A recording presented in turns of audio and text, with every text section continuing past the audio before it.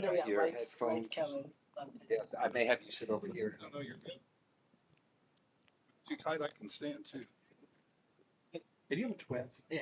I'm gonna say, I see you all over the ballpark, and I don't know how that's really possible.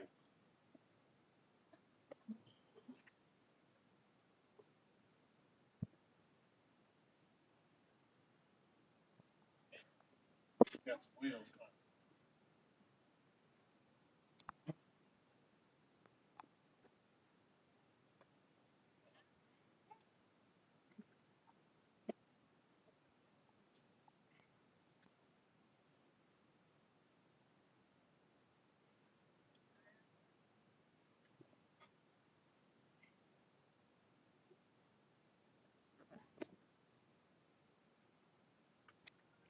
That'll carry over left fielder's head.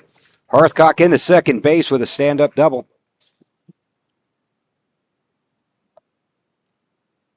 And that's going to bring up right fielder, senior number 9, Jace Kivett. So here we are, Justin. Scrimmage 5. End of phase 1. Phase 2 starts on Thursday. What are you looking at as a coach here? Well, one thing is the boys are finally starting to get enough at bats where they're starting to get timing. It's one thing to be in the cage. It's one thing to be, in a place where you're feeding balls through a machine. But it's a whole another thing to be on the on deck circle, watch the pitcher, try to figure out your timing, when to get your foot down, when to start your swing. So we should start getting to a place now where you're starting to see a lot more consistency at the plate, and that's really what you look for as a coach.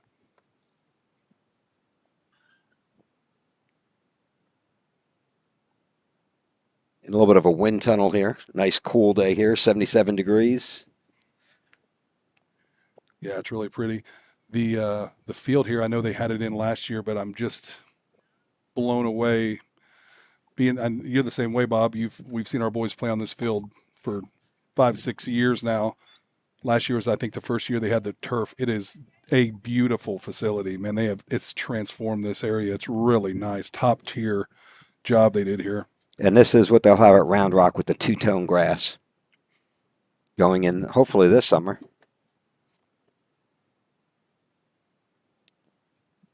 Pickoff move at second, not in time.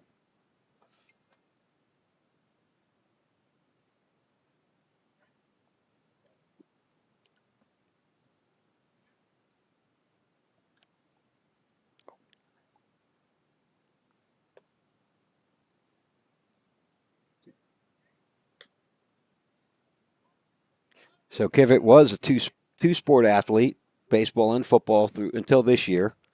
This year is focused in, dialed in on baseball. I think defensive back, is that correct? Yeah, he was. Flares that one foul left. It's going to stay in play. Normally the wind will blow in from the left field. Today it feels a little bit more like it's coming from head on, more like your center to center right. Yep, dead center. That was a good pitch to Kivett. Being a left-hander, that ball drifted in just on his hands, and he put a swing on it, but got it right off the handle for easy pop-up over to third base.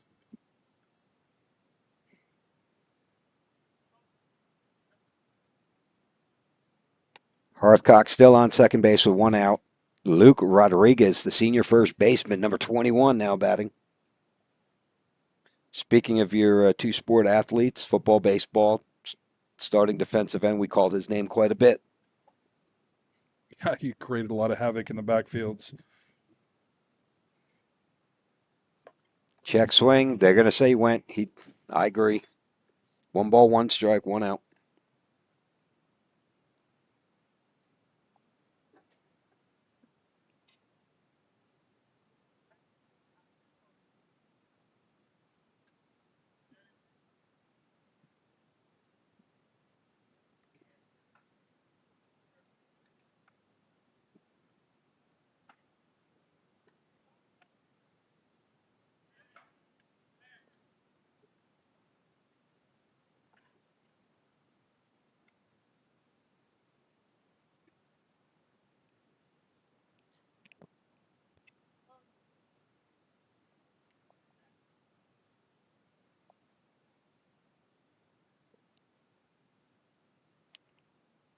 Drew with a healthy lead off at second.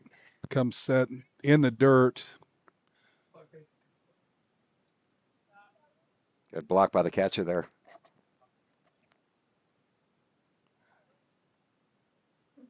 Two one to Rodriguez. Got a number of family members listening in, so that's always good. It's good to see some preseason viewers here For a scrimmage. for scrimmage. Love it. Shout out to Ken Rader. He's usually here in the stands. He's unable to make it today. People know him as Grandy Pants. That's what they call him. Day jobs. Hate when they get in the way. And again, we are in the booth, so we will get some of the names from Leander from them. But again, no numbers, being a scrimmage, wearing practice jerseys, so we don't exchange rosters or anything. Quick up, down to hold Drew.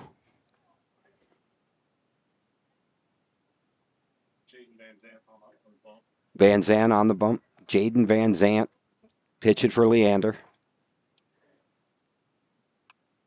That one's ripped foul down the third base line. 2 balls, 2 strikes, 1 out here. Top of the first inning if you're just joining us. This is the 5th and final scrimmage tomorrow. Come on out if you're in the Round Rock area to cover 3 from 6 to 8 p.m. for the Spirit Night. And on deck, where we'll be interviewing really the man who put this program on the map, Coach John Langerhans, University of Texas Longhorn legend, longtime home run leader, until one of his own teammates, Jeff Ontiveros, went ahead to beat him and pass him on the record board.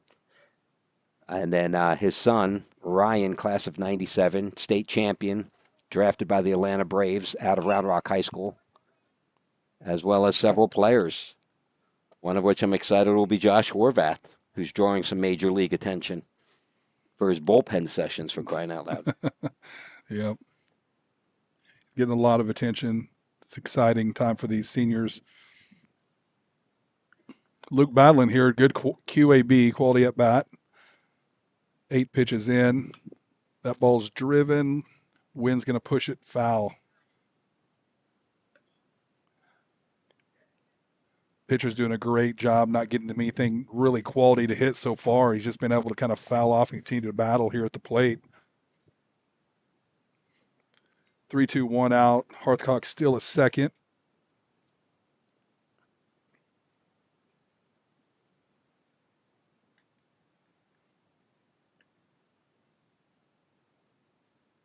Drew's taking off on the pitch. Ball 4. Steals third. Now we got runners. Dragons have runners at the corners with third base senior Luke Broadus coming up to the plate. That's a design run. They're going to try to bring the run in. Horsecock play at the plate. Great throw. Great tag. They're going to get an at-home plate. Now, that's a practice play where when you got a faster runner on third, signal comes from the third base coach, tells him to go. And his job is to get into a rundown. And I'll tell you, Leander played that perfectly. Sure did. And Hearthcock, I think what it looked like was he didn't have the lead that he normally would over a third. You've got to have a healthy lead because as soon as they kind of balk and kind of just the runner takes off to second, kind of draws the attention, and then you make your break. But great throw to the plate. They saw that coming and played it well. 2 outs, runner at second. Pretty much changed spots. Luke Rodriguez at second. Luke Broadus at the plate. High fastball out of the zone. 1-0.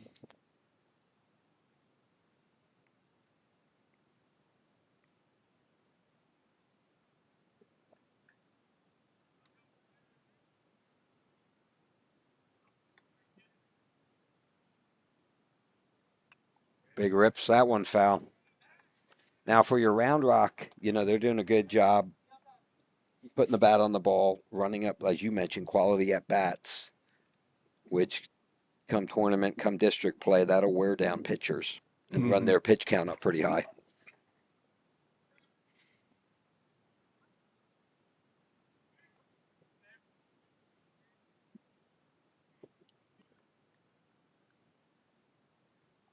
brought us in. Middle infield, Leander's doing a good job working the runner. Second, drive to right center.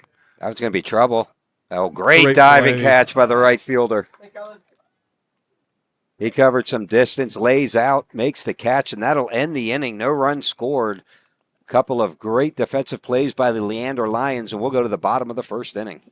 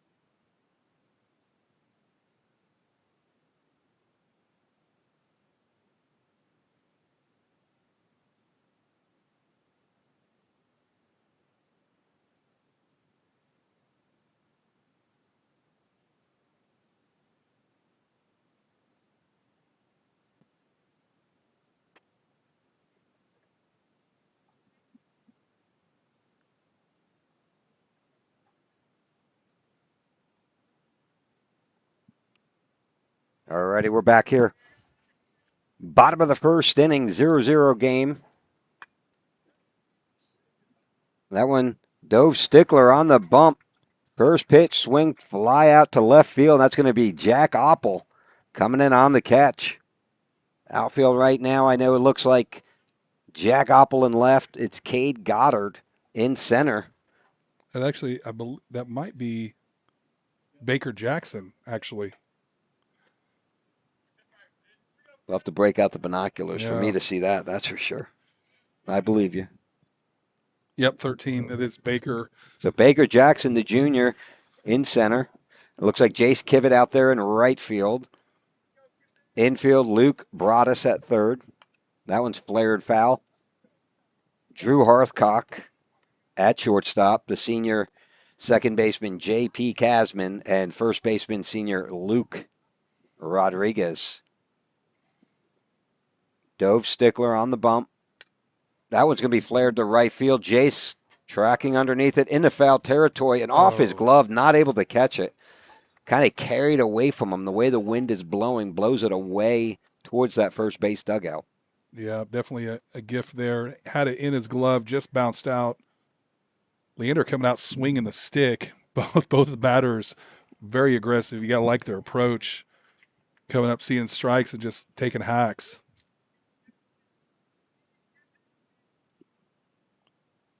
Hard ground ball at Hearthcock is going to come up, fires it to first just in time for the first out here at the bottom of the first inning. That's 2 outs. We had our fly out to left earlier with Jack. That's what happens when I'm trying to fix the scoreboard. Trying to fix a scoreboard. You're fine. You're as good at multitasking as I am. It's just good that we're both not doing it. We'd say it's the 6th inning.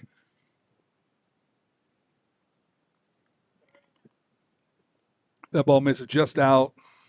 first batter Dove hasn't jumped ahead on throwing a strike.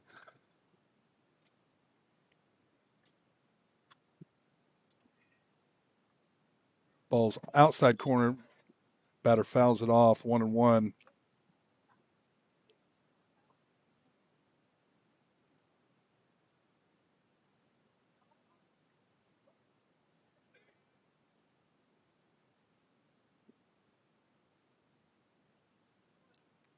Slow roller. That's a tough play. Fielded by Rodriguez. Flips it to Got him. just in time. Good outing for the senior quarterback / pitcher, Dove Stickler. We go to the top of the second when we come back.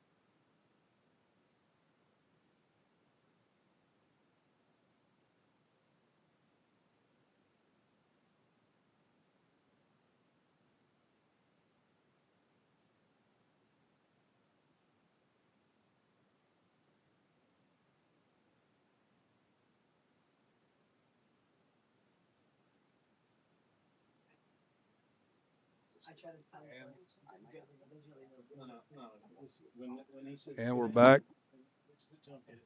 Bottom of top the third here. Actually, sorry, top the second. Got Isaac Rodriguez leading off for the Dragons. New pitcher for Leander coming in, right-hander. Good pitch, strike on the outside corner. Isaac thought about it and then pulled back at the last minute. 0-1 is the count.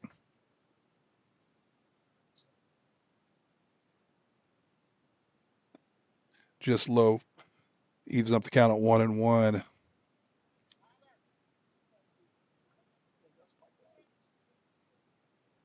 Leander in their traditional blue practice jersey with the white L, red highlight.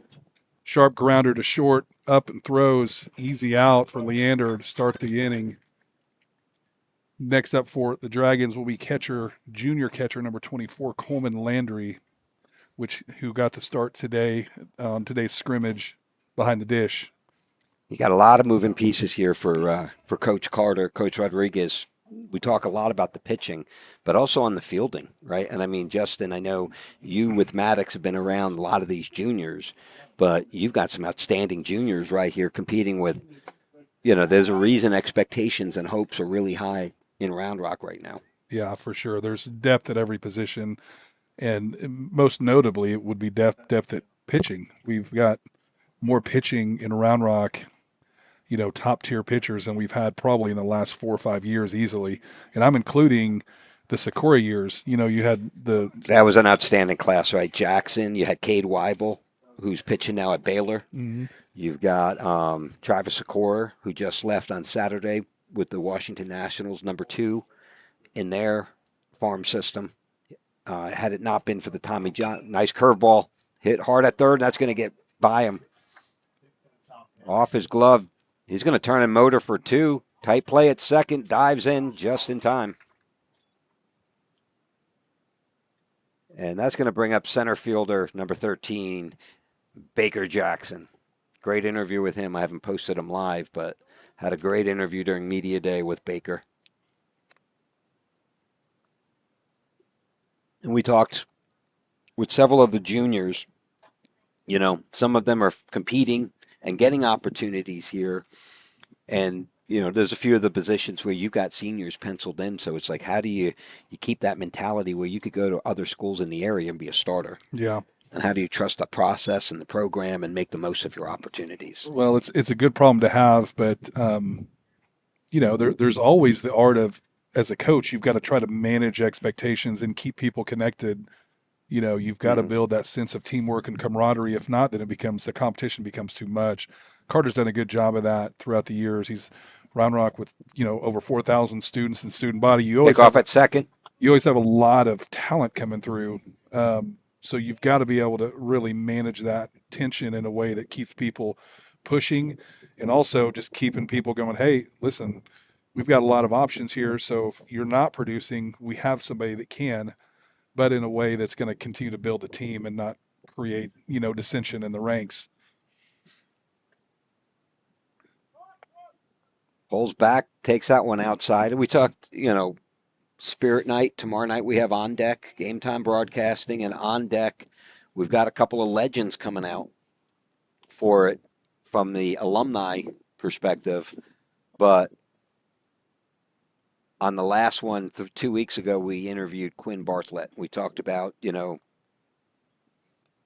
flares that one foul, you know, top tier catcher, one of the best in the area. Last year was fighting for playing time and found himself behind first team All-State catcher Chris Alsobrooks, who was back to two-time first team All-State. So the first time wasn't a fluke because the second time was just as convincing. So yeah, it's that, but that's the kind of stuff you run into is you've got these incredible talents. That's a beautiful curveball, breaks over, catches the outside corner. Yeah, he was throwing those during warm-ups, and I even made a comment that he's got a great curveball. That started middle in and landed on the outside corner. Evens the count at 2-2. Baker's widened his stance. He's a two-strike hitter.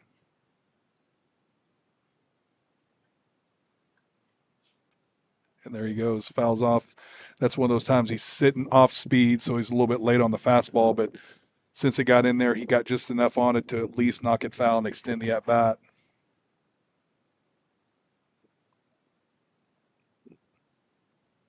But it was interesting.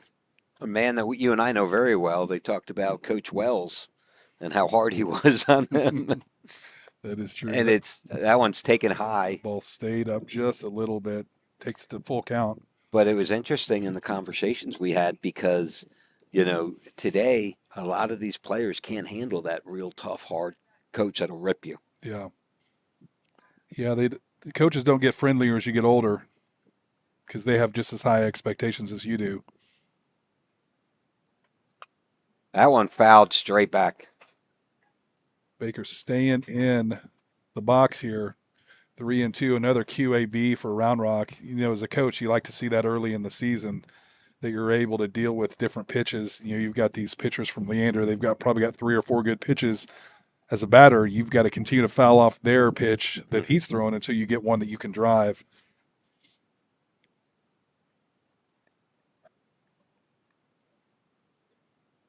That curveball is going to miss outside. Ball 4. Well, that was close.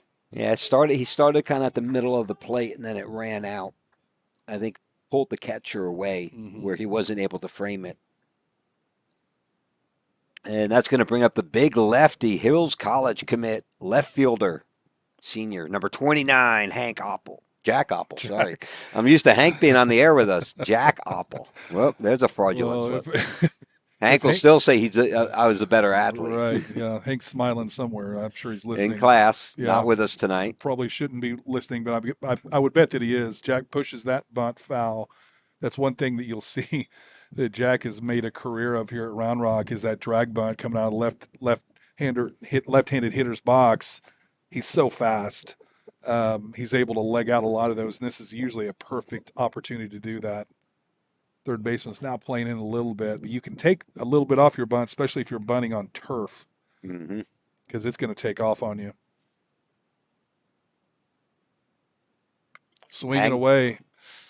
That one giving chase as a right fielder. Maybe trouble. Makes the catch. It kind of hung up a little bit. He had to run a long way, hit that right into the wind. It just stopped as soon as it cleared the infield. We were talking with Leander's head coach before the game, and that's what he talked about out here. The wind always blows strong from outfield to infield. He said, 360 center field. I believe it was 320 in the corner. 320s in the corner. And he said, you come out thinking I'm going to rock a home run. He goes, you got to stay low on that ball, hard line drives. He goes, anything in the air is going to hang up. Yeah.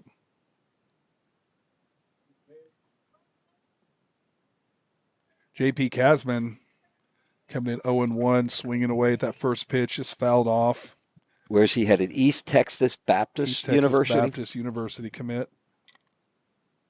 That's an interesting, because you just went through the journey, right? And originally it was going to be a D3, and then you chose the JUCO route. Now you've got Maddox coming up. Real interesting, right? D3, a great avenue for those. You can potentially be a starter. We're seeing it like Dylan Goddard, his second year as a starter middle infielder up at University of Dallas. Good job, Brody. So you see where people thrive in that situation. Now the other side of that coin is you go JUCO, you don't give up eligibility, you put up some size, you bulk up a little bit, and then that dream is, hey, I'm going to go catch on to a D1 program. Yeah, it's an interesting way to potentially extend your career, and there's a lot of guys that wash out at it after a JUCO also. They get in, we take off on the pitch. You're good, buddy. Great jump. Good jump. That's Cade Goddard out there. Yeah, pinch running for Coleman Landry, the catcher. Baker moved over to second. This is a place that number 12 is very familiar with. Can't tell you how many times that runners in scoring position, he is the guy that you want up at the plate. 2 balls, 1 strike, 2 outs here, top of the second inning. And that one catches the outside corner, called strike. 2 balls, 2 strikes. That's a great pitch executed there. His fastball's got a little run on it. It looked like it was going to stay outside and just peeked back in over the corner. That's a tough pitch to hit and a really good pitch placement on his count. 2-2, 2 outs. That one ripped towards second baseman. He bobbles the ball. Does not field it cleanly. 1-run scores, second play. Baker Jackson slides in behind the tag. That'll be 2 runs scored on the error. Yeah, that's taking advantage of an opportunity there. And that's what you want. You had Baker at second. He was all gas from the very beginning. If he's kind of coasting, we don't have a chance to sneak it out other. Brings in the top of the lineup with shortstop Drew Hearthcock. Back to the top of the order for Round Rock. We talk about this all the time. When we coach together, we talked about this to the kids, right? Do your job. Do what you're supposed to do there. Baker, not lulled to sleep, 2 outs. You got to be motoring. Hard hit ground ball. Looked like it was going to be out and out. Guy bobbles the ball. Casman safe at first. And because you did your job, now it's 2 runs have scored. Yep, exactly. Can't take a play off. Quick snap throw to first. Diving back in safely is Casman.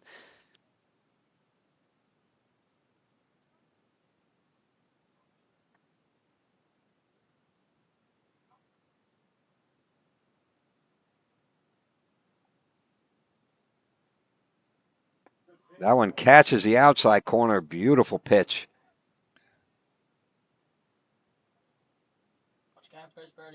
He's really executed. This pitcher really executed the outside plate very well so far this at bat. He's had a couple of unfortunate errors here, but other than that, he should have been out of the inning a while back.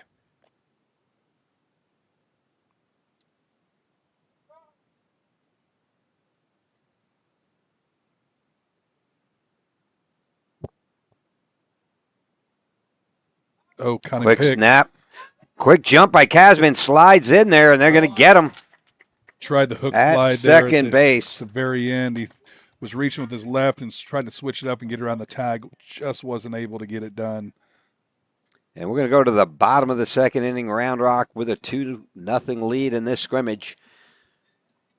Game time broadcasting on the call, Justin the Priest. This is Bob Slocum. We'll be back in a minute.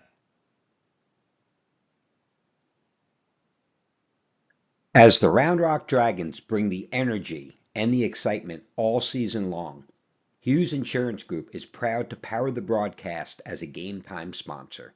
For over 30 years, Hughes Insurance Group has protected Central Texas families with auto, home, renters, RV, and life insurance.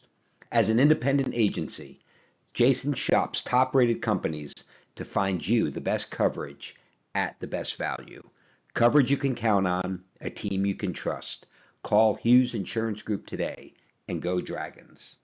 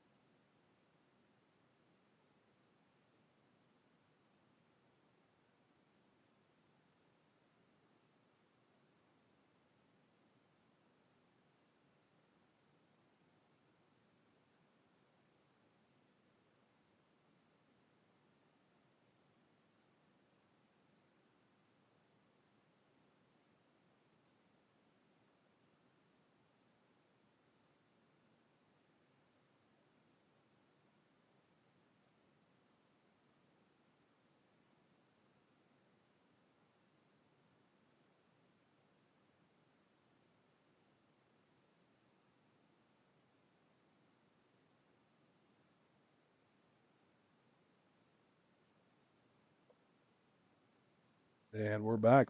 Bottom of the second. Leander coming up to the plate here.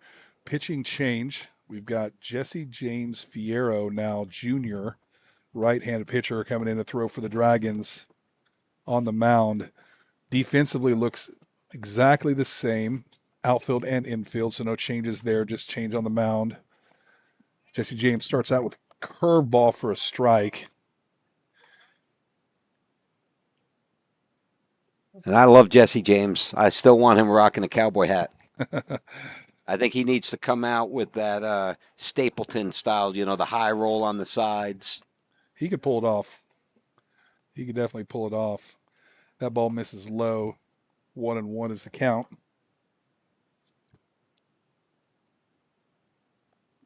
Just out on that. 2-1.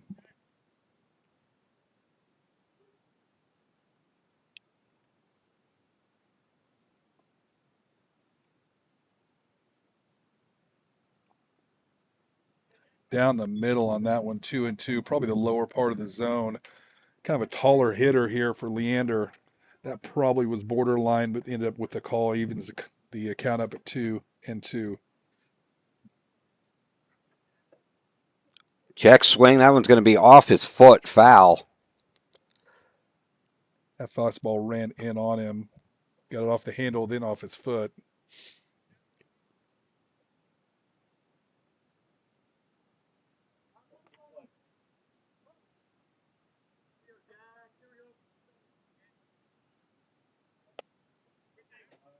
That curveball hangs up.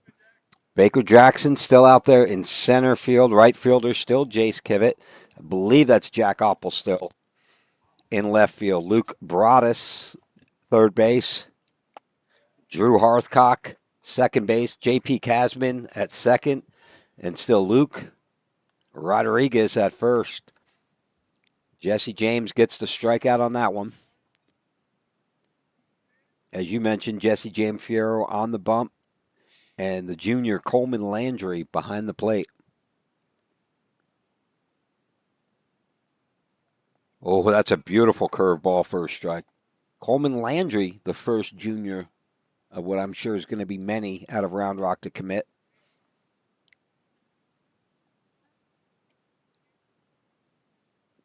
That ball missing outside.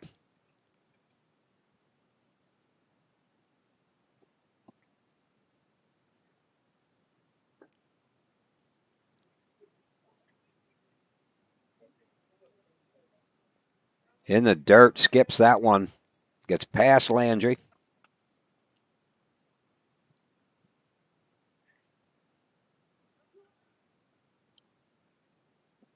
2-1 the count as Jesse James jumps into the windup here. Hard ground ball finds the 6 hole between third and shortstop.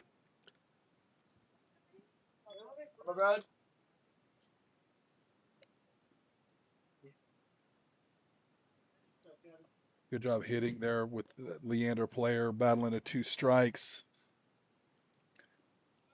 Was able to get some to handle and put it between the hole between third and short. Jesse James going into the stretch here. Luke Rodriguez holding on the runner at first.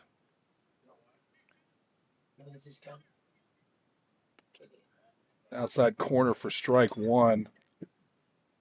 One thing that I know Coach Rod, as the pitching coach, is excited is it's nice to see your pitchers jumping out early, first pitch strike percentage. Runner going. Nice throw down, not in time. A lot of speed there. He had a great jump, and just his top end speed was just too much for Coleman and Jesse James at that point.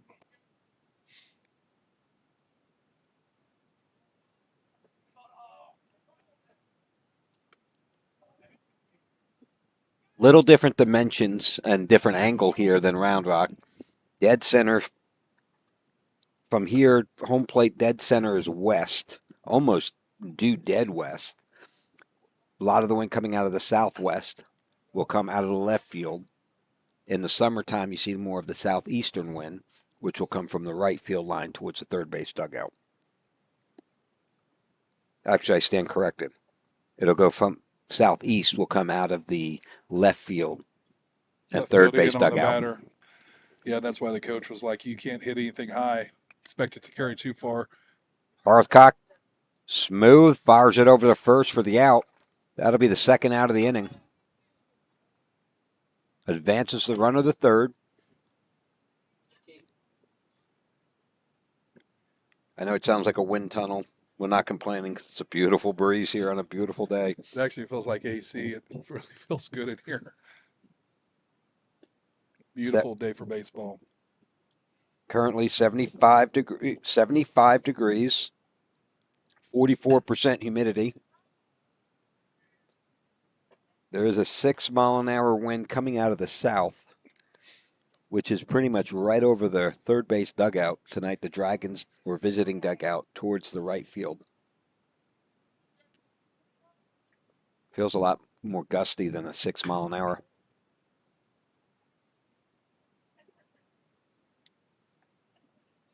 Everyone, you hear the cheers. That was Coach Carter fielding a grounder over to the third base dugout. Any chance they get to Have a little fun. Yeah, have a little fun with him, though. They're going to take that opportunity. 0-2, James comes set. Hard ground ball, first base, dive, and Luke Rodriguez, what a play. Steps on first, and that'll be it for the bottom of the second inning. We'll go to the third when we come back.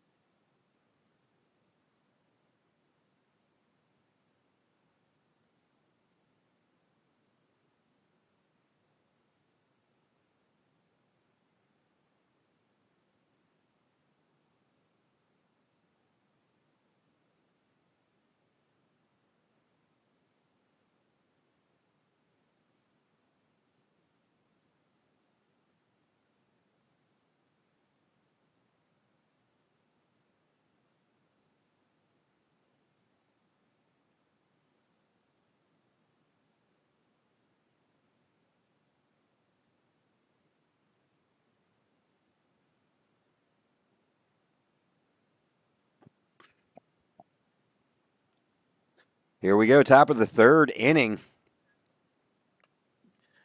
Drew Hearthcock leading off.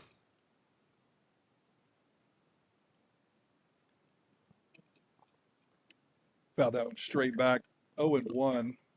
Got a new pitcher, one of the sophomores here at Leander.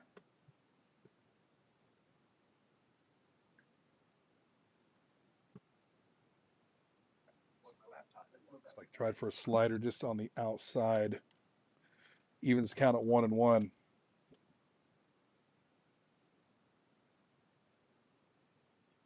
Just out 2-1 to Hearthcock.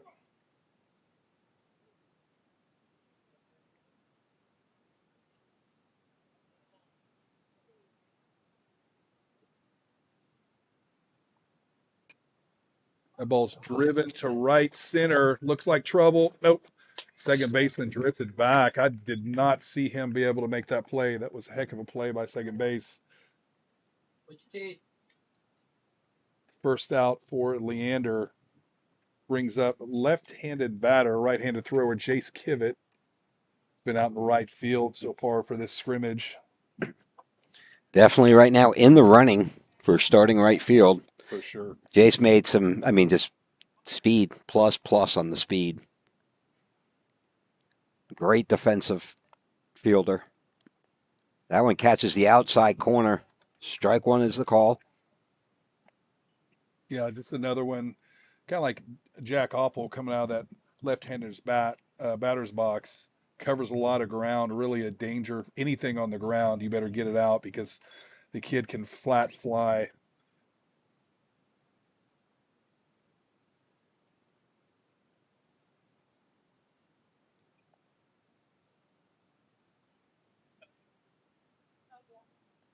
Another good pitch on the outside. Two-seam fastball just looked like it was going to miss, but hung in there for strike two. 1-2 to Kivett.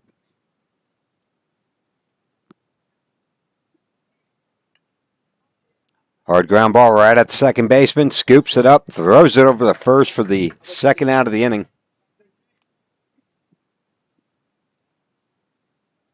And that's going to bring up senior 21, Luke Rodriguez. Got the Luke to Luke here. Luke Broadus on deck. I still love the fact that I called him Brodus for so many years when I coached him. And then we get out here to the high school and they say Broadus. I looked at his dad. His dad looks at me and I said, Broadus?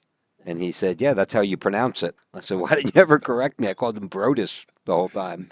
And he said, well, it didn't really matter. They're kind people. They're too kind. They're just too nice.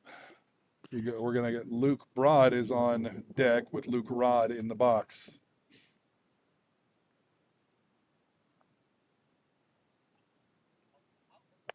That one catches up high. 2 balls, no strikes, 2 outs here. Top of the third inning.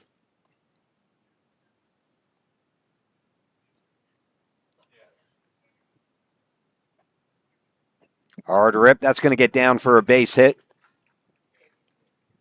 Luke Rod swinging a hot bat right now, just absolutely finding barrels. You got to love to see that this early. Luke Broadus, his last at bat, flew out to right center and made a good play on him. But another one of the Lukes that's really seen the ball well. You know, Broadus has a lot of power, a lot of pop in his bat. Always has. The last year, 2 years, he's put on some massive size. Coming after that curveball for strike one, I like it. You know, it's one of those things. You're in a position now where you're going to see pitchers that can throw curveballs for a strike, and if you're going to take every curveball, you're going to find yourself down 0-2 in every count. That's a hard rip to left center. The ball's going to hang up a little bit. Left fielder tracks it under it and makes the catch. That'll be the third out of the inning, and we'll be back. From delivery day to every stage of womanhood, Dr. Marco Uribe is here for it all. Born in Laredo, trained at Yale, and trusted in Austin for over 20 years. Whether it's hormone therapy, surgery, or compassionate care, Dr. Uribe delivers more than medicine. He delivers confidence.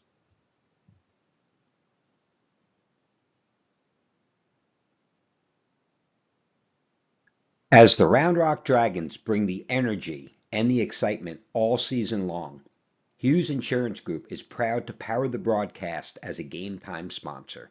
For over 30 years, Hughes Insurance Group has protected Central Texas families with auto, home, renters, RV, and life insurance.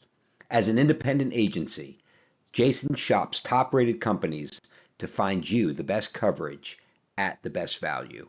Coverage you can count on, a team you can trust. Call Hughes Insurance Group today and go Dragons.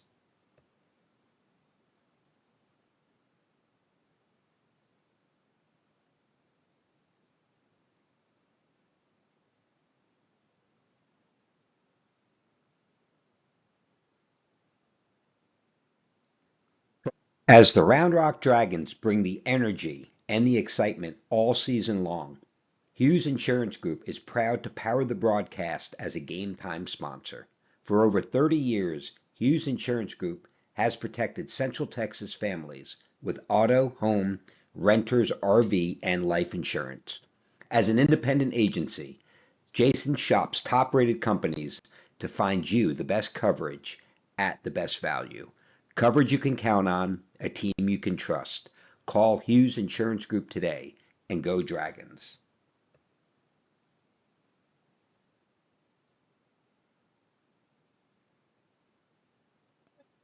And we're back here, bottom of the third inning. Though scrimmage, 2-0 score. Round Rock still coming out with the same defense. One substitution. Quinn Bartlett now in the catch for the Dragons. Dribbler off the foot for a foul ball, strike one. Infield, Luke Broaddus at third, Drew Hearthcock at shortstop, J.P. Casman at second base, and the senior first baseman, Luke Rodriguez. Left field to right field, Jack Oppel in left, center, Baker Jackson, right field, Jace Kivett. Jesse James, Fierro on the bump, and as we mentioned, Quinn Bartlett behind the dish.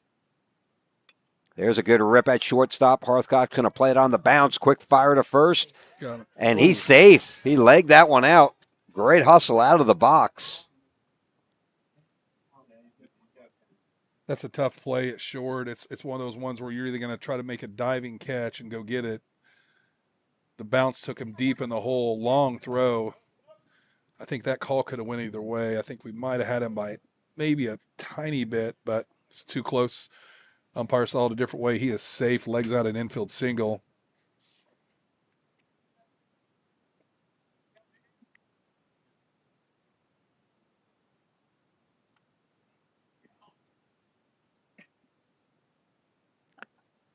Squares the bunt. That was going to flare foul down the first baseline. I like that a lot. If you saw Jesse James on that pitch, really kind of held it and held it and held it. I like changing the cadence. Yeah. You know, we used to with the youth, which several of the kids playing today, Luke Broaddus, Isaac Rodriguez, Dylan Slocum, we used to work on, and we used the same cadence, R-O-C-K. Yep. R-O, next pitch. So that way you're always changing up your cadence. Yep. And that way it kind of gets them at a young age to start thinking. And I think Jesse James just executed that perfectly.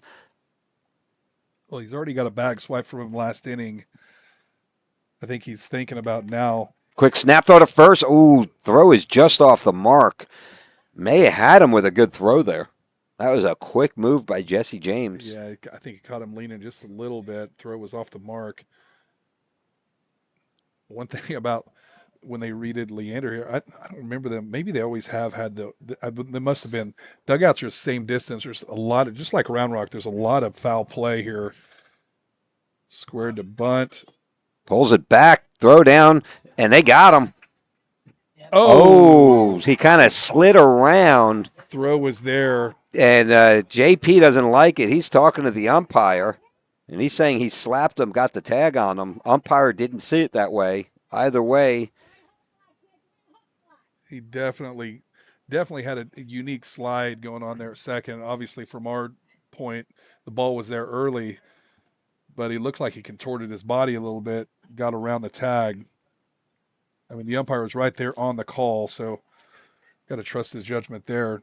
Almost looked more like his leg got stuck in the carpet the way he kind of came around it than it did like a hook slide. Yeah, either that or he saw that the ball was going to get there before he did. Either way, Great job getting around the tag and onto the base. very athletic play at second. 1 ball, 2 strikes, nobody out here. Bottom of the third, Chopper at shortstop. It's going to be taken by Broadus. Quick snap throw to first, and they're going to get the out. First out of the inning for the Dragons.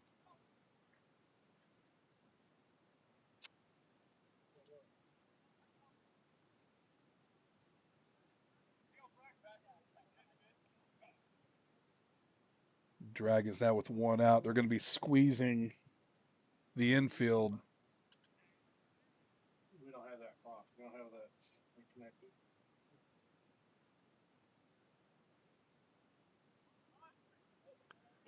Squeeze play here. Great bunt, no play at the plate. Well executed by Leander. That is a great bunt. If you're just going to sacrifice, it was just far enough to the right side. Allows the runner to sneak in. Obviously, he has some speed. He just stole second base just earlier. Allows him to sneak in a run here with 2 outs. Very well done.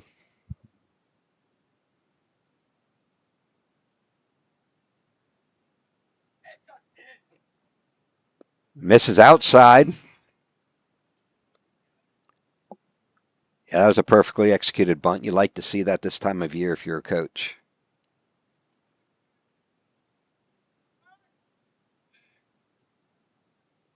Check, swing. Fouls that one off. It's the second time that's happened. Jesse James has a nice run on his fastball. That's one reason that coach likes to put him in there. His 2-seam will run up and in, and that's the second Leander batter that's kind of started their hands and just thought better, but it was too late. It was already on him for a foul ball. And that's another. We've seen that a lot. The foul ball that can bounce up off the batter. Like you said, what that does is the movement on the baseball makes it incredibly hard for a batter to barrel the ball up.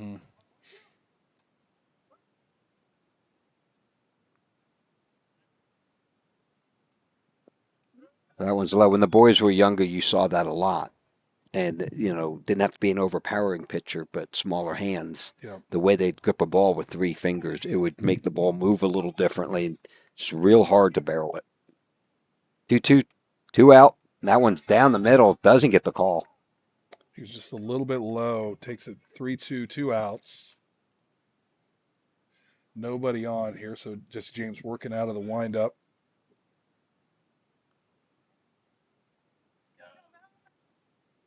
Pounds the outside, just misses outside. Ball 4.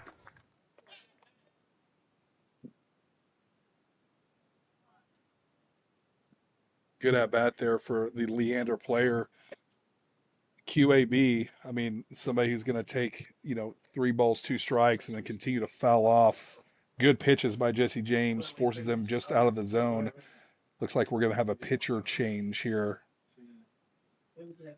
Another junior, number 2, Diego Nunez, coming in relief.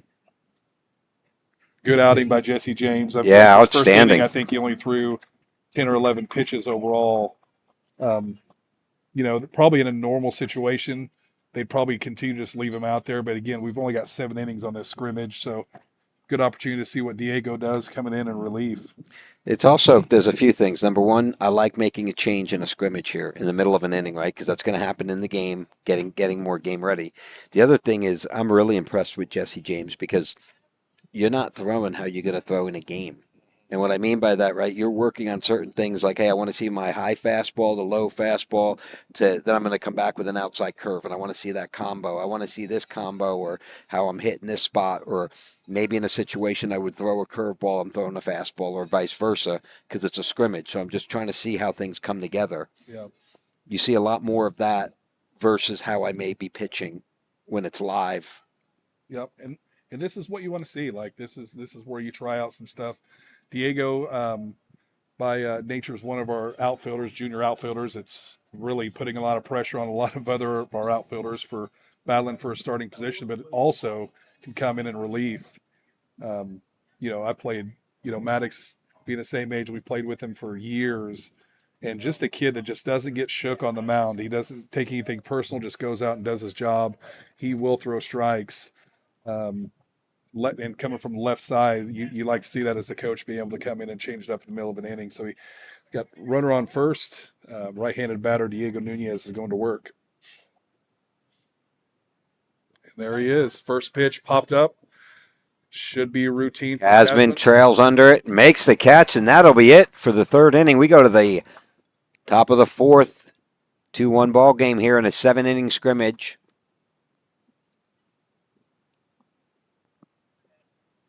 This Dragons broadcast is brought to you by River Rock Landscaping, where your yard becomes your favorite place to be.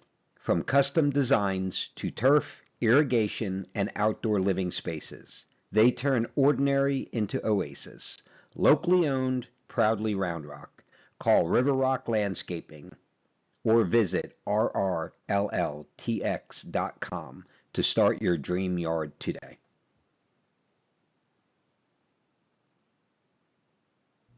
Moving soon? Let Ostex Moving take the stress off your shoulders. Owned by a proud Round Rock Dragons alum, Ostex is your go-to team for fast, reliable, residential and commercial moves across Texas. From packing to unpacking, we handle it all, with expert care and same-day service available. Call Ostex Moving for a free quote today, and go Dragons.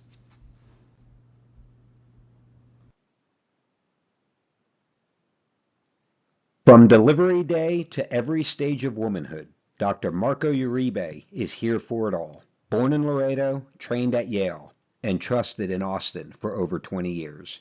Whether it's hormone therapy, surgery, or compassionate care, Dr. Uribe delivers more than medicine. He delivers confidence.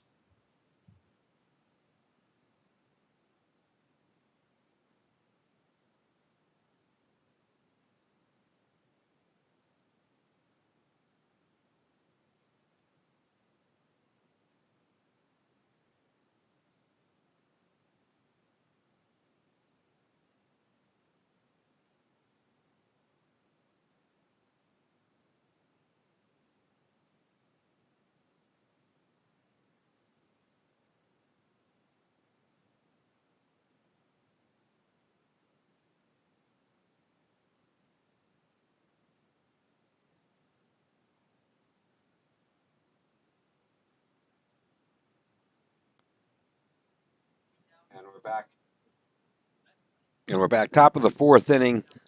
Senior number 22, Isaac Rodriguez, leading off for Rock Hardball.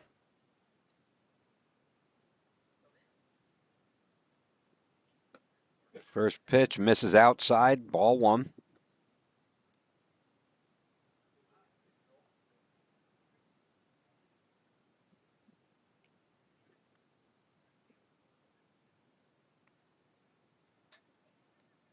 Strike call, 1 ball, 1 strike, nobody out here.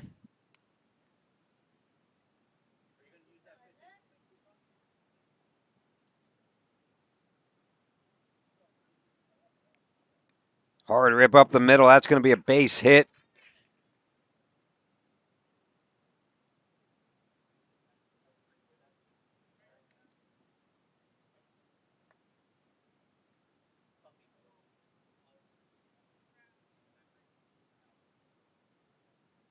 And that'll bring up catcher number 3, Quinn Bartlett. Third baseman will creep up, cover the bunt.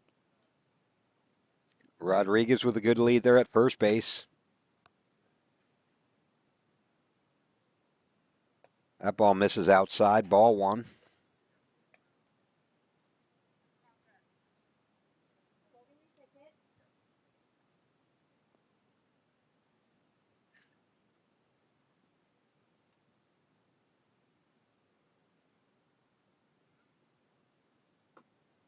That ball misses outside. Bartlett, senior catcher.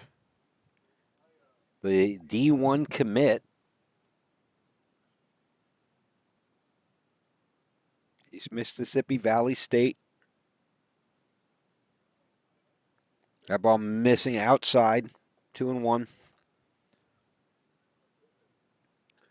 Bartlett's been penciled in behind First team All-State, back-to-back year, Chris Brooks. Patiently waited in the wings. That hit ball taken strike inside. 2 balls, 2 strikes, nobody out. Rodriguez on first base. Reached via single up the middle.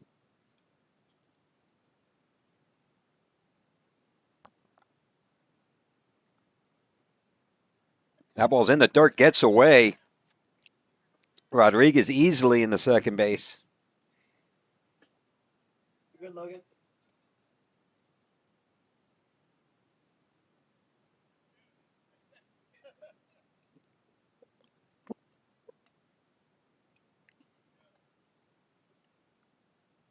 So I'll be in Winter Park next week, Justin. 45 degrees skiing. 45 degrees? 45, 43, and then snow on the third day. Oh, wow. And he draws the walk. Runners on first and second for your Dragons. That'll bring up senior center fielder Cade Goddard. They'll come in pinch run. Looks like it'll be Dylan Slocum, the senior, pinch running for Quinn Bartlett.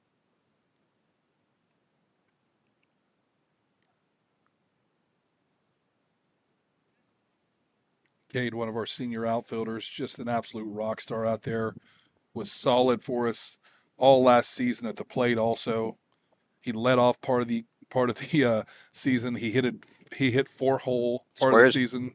Squares the bunt, pulls it back. First baseman collapsing with runners on first and second. Third baseman holds. First baseman's about 3 feet up off the grass.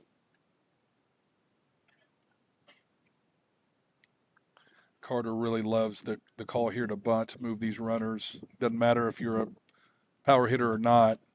And that's a beautiful bunt down the third base line. Only plays the first. Not in time. He's going to beat it out.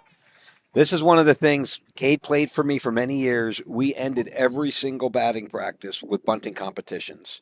He is an outstanding bunter and a power hitter. Yeah. Right? Isaac Rodriguez is another one, right? These are guys that can hit a home run or drop a perfect bunt like you just saw. Yep. Here, a bunt for a single. That'll load the bases up. Josh Horvath coming up to hit. Just misses outside 1-0. Bases are juiced, no outs. Dragons got a lot going on here. It's one of those innings that as coach, you're like, you got to do some damage here. Horvath, the Weatherford commit. It'll be interesting if he makes it there. Big swing and a miss with the number of major league scouts that have been around Dragon Diamond watching his bullpen sessions. And what a lot of people don't know, I mean, Horvath is a dual threat. The kid's got probably the highest exit velo on the team at over 100 off the tee. So, I mean, he can swing it. If he makes contact, he can do some damage. He's also hitting 96 miles an hour with his fastball. That'll draw the attention. That ball taken. Ball skips away from the catcher towards third base, hustles after it. But it shows you the character. And we're going to interview him tomorrow night. He's one of the players we're going to interview with On Deck at Cover 3, 6 to 8 o'clock tomorrow evening. But he could very easily say, hey, I just want to settle and be a pitcher only. But here, looking for ways to contribute. If he's not out in right field, they're going to use him as a DH. He's going to get a lot of at-bats.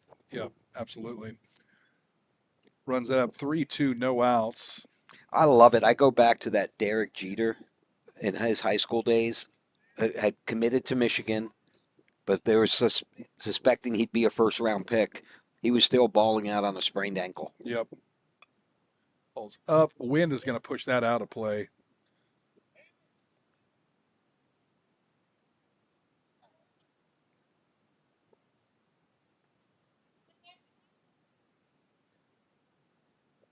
Got speed on the base pass. Slocum at second. Cade at first. Anything in the gap is definitely going to score 2, maybe 3. And infield is in, so they can get bigger leads. Swing and a miss. Gets him a nice pitch for the first out of the inning. For a 3-2 pitch, that's about as good as you can do. Put it down at the bottom of the zone and make him either swing and miss or beat it into the turf. And this will bring up Juan Bracho, middle infielder.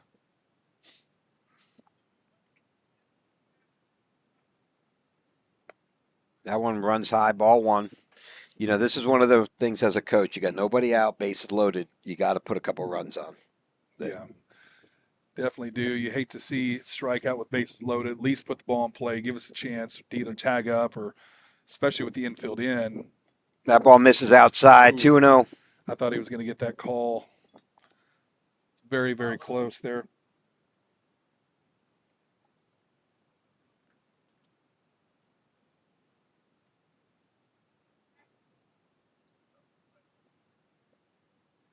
That ball inside gets away from the catcher. 1 run will score.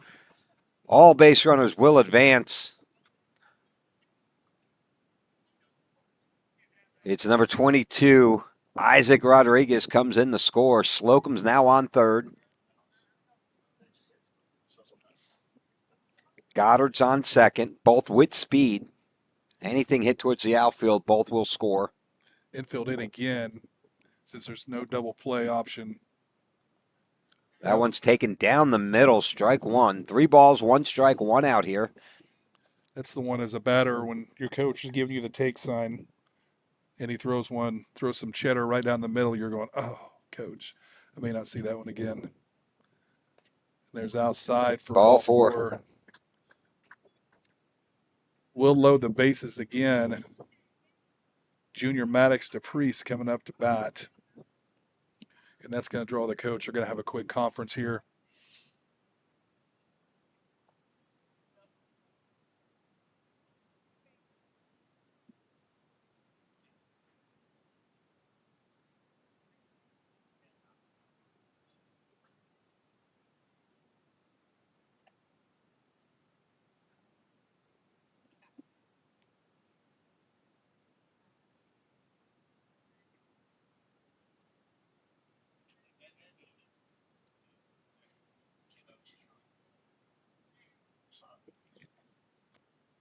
So runners on first and third, 1 out here.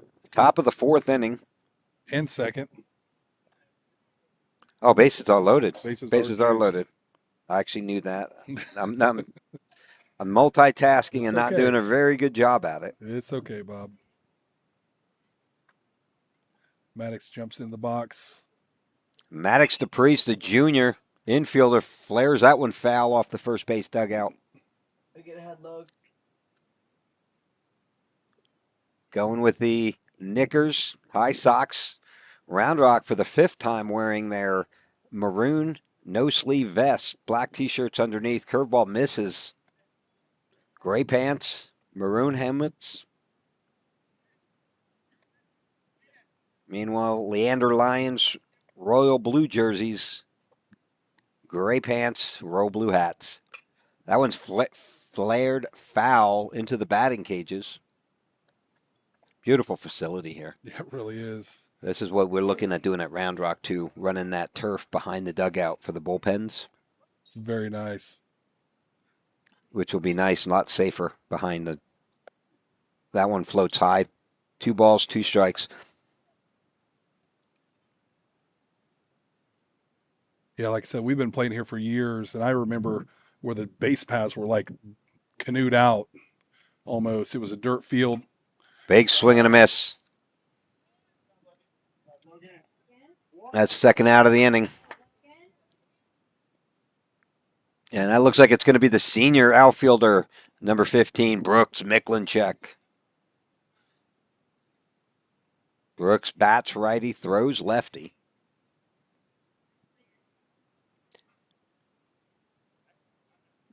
The old Ricky Henderson. Yep.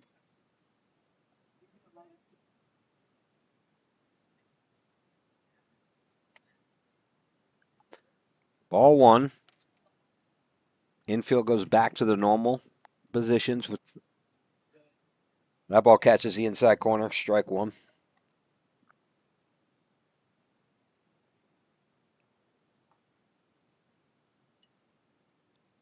So tomorrow, 6 to 8 o'clock, cover 3 in Round Rock. Come join us for On Deck. Spirit Night, 10% goes back to the Booster Club. And with Game Time Broadcasting on deck, we'll have a few alumni, several of the great players here, including the great coach Langerhans and former pitcher center fielder Ryan Langerhans. That ball's flared out to right field. Right field sets up underneath it, makes the catch, and they escape with minimal damage. Bases were loaded. Dragons bring in 1 run to make it a 3-1 ball game. Great job by the pitcher and the Lions defense to get out of what could have been a long inning for them. Yeah, not what you wanted to see necessarily from Dragons coming up with bases loaded, no outs. And, hats off Leander, pitched out of that well, had some key defensive plays and was able to get 3 outs, only sacrificing 1 run. I mean, that's one that coach is looking at and going, okay, so that's an area that we've got to improve. You can't load the bases up and then not get away with 1 run. And I'll tell you, as a coach, now you're eating yourself up. Should I have bunted? Should I not? Should I have done this? Should I have done that? Right? You're always thinking, you got a power hitter come up who's swinging a hot bat.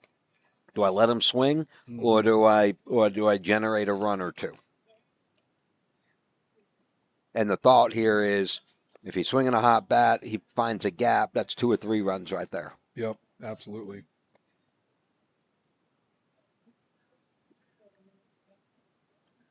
Going back with Diego Nunez, you remember he came in relief through 1 pitch. He threw a lot more warm-up than he did in the actual game. And that's exactly what you want to do. Come in, popped up the batter, retired the inning.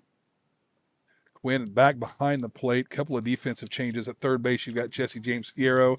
Shortstop, you got Maddox Dupree. Second base, Juan Baracho. And then at first, you've got big Omar Rodriguez out there to round out your infield.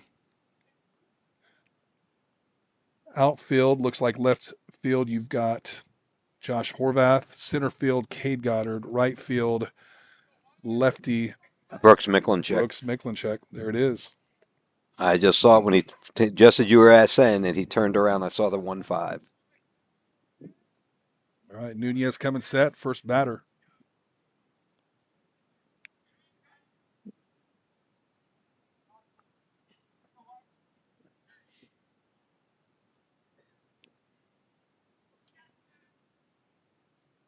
That one rolled over on it. Shortstop fields it. Maddox the Priest fires it over to first. Omar not able to scoop it up. It hits the dugout. They're going to award him second base on the throw.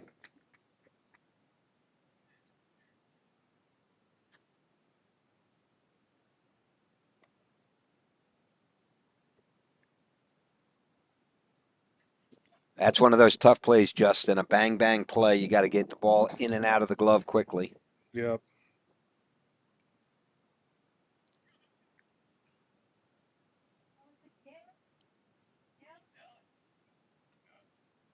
Squares the bunt, fouls that one straight back. Both teams playing small ball. I love it. I'd like to see more of it in the pros. Yeah. Instead of chasing stats, try to just advance your runners. When did batting 201? 196 with 7 home runs. Nice bunt. Nunez throws it over to first. Great grab by Bracho. Runner advances to third, but Rockhart gets the out at first. It's going to bring the infield in here. Got a runner at third with 1 out.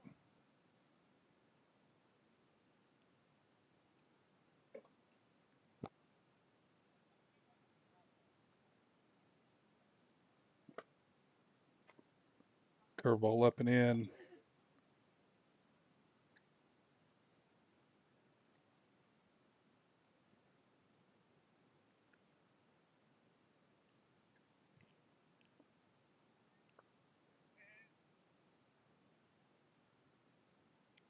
Two balls, no strikes.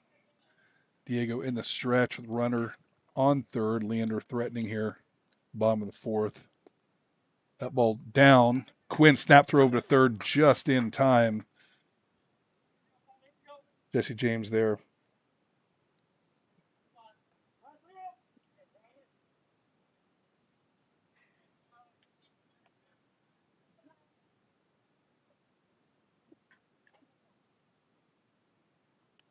Rollover hard hit. Omar bobbles the ball. Bracho goes to kicks it. Wow, you won't see that one very often. Just how we drew it up. Omar Rodriguez bobbles the ball and rolls over to the oncoming second baseman, Juan Bracho, who goes to picks it up, bobbles it, ends up booting it off his foot back to Omar, who scoops it up for the out just in time. That'll be the second out of the inning. Second out of the inning. Yeah, that very fortunately turned out in favor for the Dragons. That could have been a disaster. Baracho didn't even know he was kicking the ball. He was running over to help cover because he thought Omar had it. Ended up kicking it to Omar, who was running back to first for the second out of the inning. The ball's lifted. Wind is going to take that out of play. Strike one.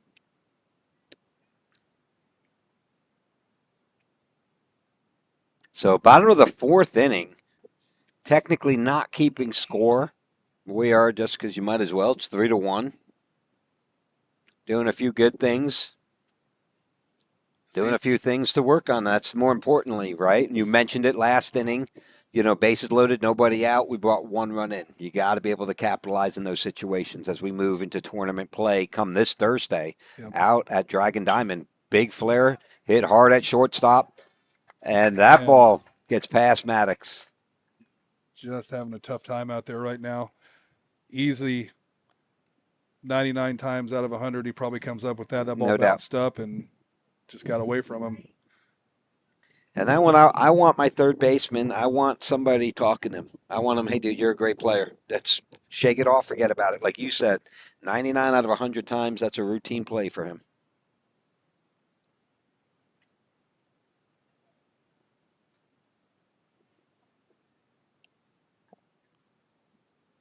Well, but I mean, there's the power of just putting the ball in play. I mean, 2 outs, something that looks routine. You just never know what's going to happen. Bad bounce, somebody takes their eye off of it. That ball, strike one. Diego Nunez on the mound for the Dragons. When we play Vandergrift, we often pull on Kevin Millar, the old Red Sox first baseman. Hard hit, diving past Jesse James down the third base line. That's going to be. Him. We got to play at the plate, maybe. Here comes the throw. Here's the exchange and the tag. They got him. Outstanding job. That was Horvath to Jesse James Fierro on the cut. Perfect throw, perfect tag. Quinn Bartlett at the plate. We've had a couple of those so far in scrimmages. Baker Jackson threw somebody out at one of our scrimmages from deep on a tag, and then there's another one. You like to see that. Goddard had the one at Westlake. Goddard had the one at Westlake. It's nice to see that cutoff working. I mean, that's the stuff you work on in practice. You don't always get it in game situations. So you don't. Yeah, you practice and practice and practice it. It's nice. Nice to see it executed so well. Great hit. Great hit down the line. Leander in a 4-2 ball game, aggressive, sending the runner home. And it was a perfect exchange. Now, we talk about arm strength. I don't know if they realize that was Josh Horvath. Again, Josh running constantly around the 95-mile-an-hour fastball. We'll run it up to 96. Getting looks, some serious looks from Major League. Committed to Weatherford right now, an outstanding program up in the Fort Worth area, right outside Fort Worth. I told him if you're ever in Weatherford, you got to go over to Finn's. There's Rio Brazos Mexican restaurant, and there's Finn's. And you have a high probability, especially at Finn's, of running into Billy Bob Thornton hanging out. That's where he lives, and that's his favorite place, go-tos. That's funny. Thanks to good old Taylor Sheridan setting up the movie theaters out there. Yeah. They're filming a lot of the TV Landman. series. Landman being one of them.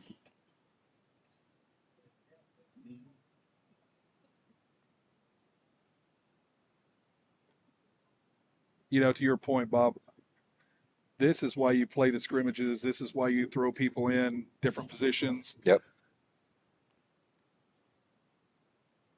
You try to tell. I mean, we know this because as we've aged, we kind of understand some of the best lessons you learn are from kind of the struggles. It's not the wins. You don't learn as much from the wins because you don't have to consider what could have Yep. gone differently because everything went well. So this is the time that you want to get as many reps as you can, so you can maybe experience some of these things. Totally.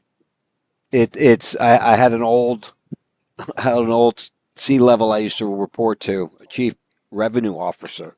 Big swing. Omar Rodriguez rips that one foul just past his dad, first base coach Ray Rodriguez, jumping out of the way. Omar Jr. rocking in about 6'5.5", almost 6'6". Hard rip up the middle. That'll be a base hit. Diving second baseman just gets past him. Omar's been swinging a hot bat too. He had another really good hit last scrimmage. Another and up the middle. And honestly, we've always told our boys, like, the biggest part of the field's right up the middle. And if you're trying to hit it right back up the pitcher, sometimes you'll get something that runs in on you. You'll pull it. Other times you'll be a little bit Yep. behind. Either way, if you're aiming up the middle, that's one of the best places to go. So what I was saying, I had a chief revenue officer I reported to, and he would beat you up in every meeting. Misses outside. His dad is a Hall of Fame legendary football coach out of Michigan. And he would always say to me, Bob, success is in the struggle. And that's why he made it so tough. So you're right. Some of the down moments, some of the coachable, diving back in the first, quick snap throw, not in time. A lot of these situations, it's easier because now I know exactly what we're going to work on in practice. We know exactly what we got to tighten up. Big lead out there at first base. Squares the bunt, lays it down perfectly. Bryce Morrison on the bunt. Throw is not in time. It is in time at first base. Omar advances to second. That was outstanding bunting by the senior middle infielder. That'll bring up third baseman number 20, Jesse James Fierro. One out. Rodriguez on second. That would be Omar, the third Rodriguez on this team. Younger brother to Isaac, no relation to Luke. Curveball is beautiful. Curveball snaps in there for strike one. Good pitch, Brody. Yeah, really well executed pitch there. Started in his hands and broke in over the plate. One that a lot of times is the first pitch, doesn't look like a curveball right off the bat. So you're going to let it go, then it slides in there for strike one. Big drive, left field, giving chases to left field over his head. That one's going to be extra bases. Omar comes around the score, and Jesse James is standing up at second base with an RBI double.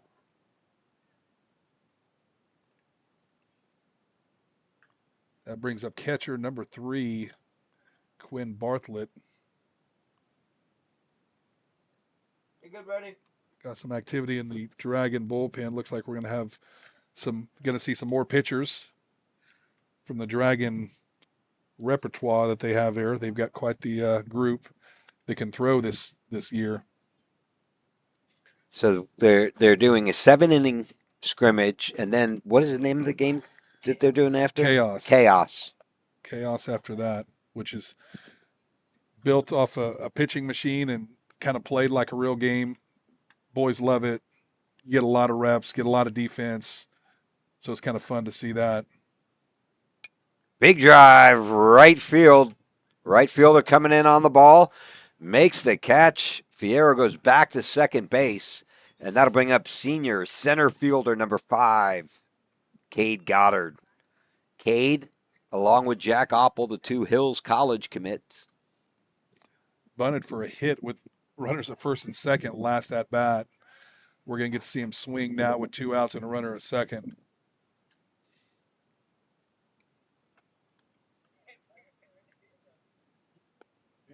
Just out. Check to swing up.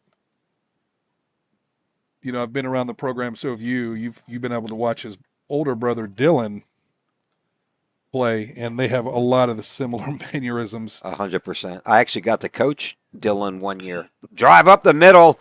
Center fielder comes in, makes the catch, and that'll end the inning. That ball was smoked. We'll go to the bottom of the 5th inning, and I believe it's Round Rock up on this one, 5-2.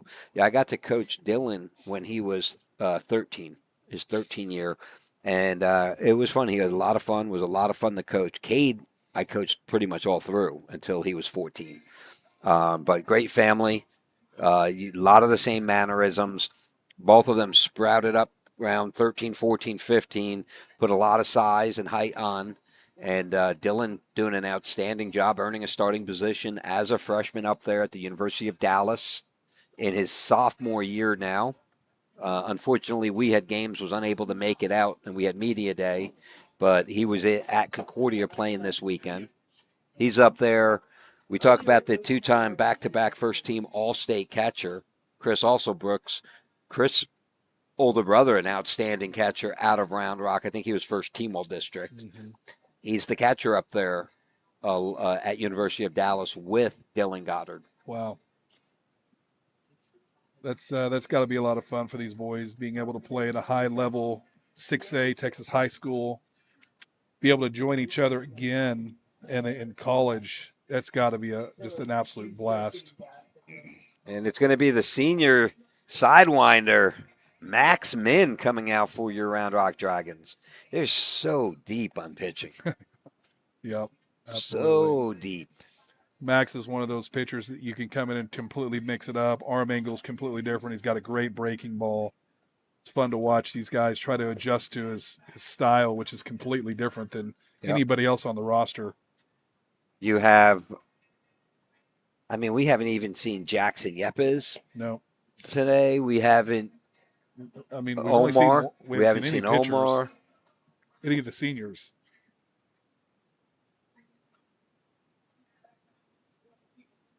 Yeah, and I'm just thinking of the ones that didn't pitch on Friday night that are still gearing up to go.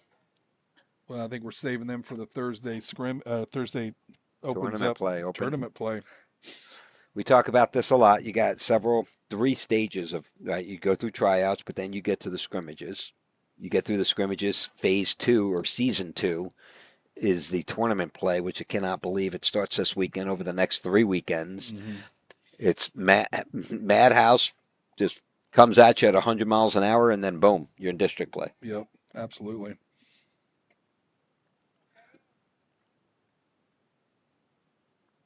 Inside, fouled again off his foot. I think I've seen that more today than I have.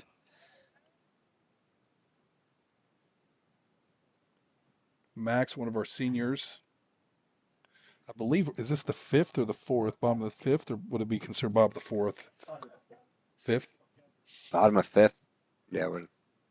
It's hard because, being a scrimmage, we're technically not keeping score, not keeping a scoreboard. Yeah, bottom of the 5th. Yeah, I think that's right.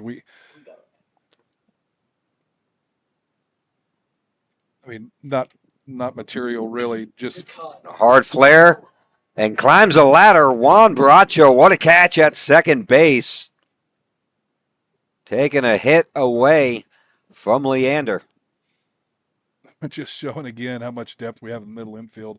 Great play. Line drive that's tailing off a right-handed batter. Second baseman jumps up and snags it. Definitely a hit.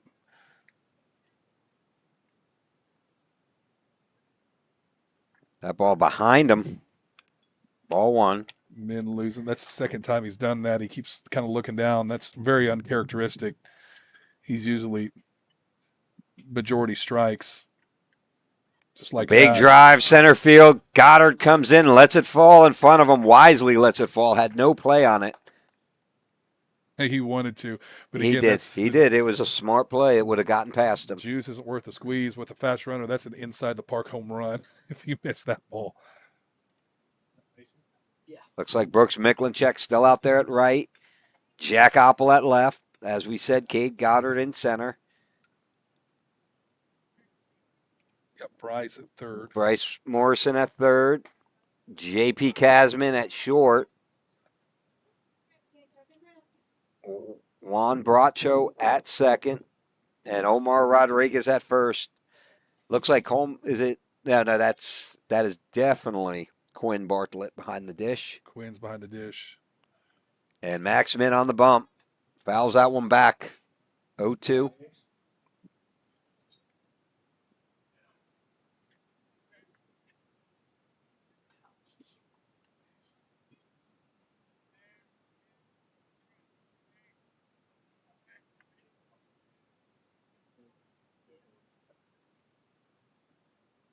Runner goes. Quick snap throw. That's going to be off the left side of the bag or shortstop side of the bag. The pitch was a ball. 1 ball, 2 strikes, 1 out here. Bottom of the 5th inning.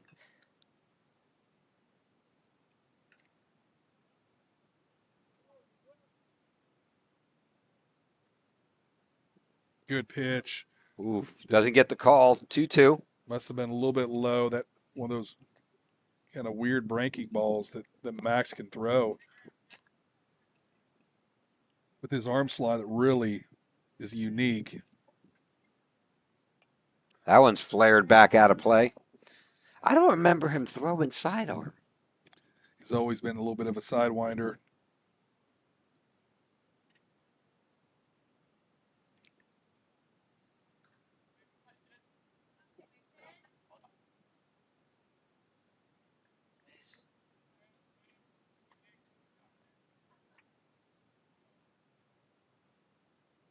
Rolls over on that one, foul. 2-2, 1 out, runner on second.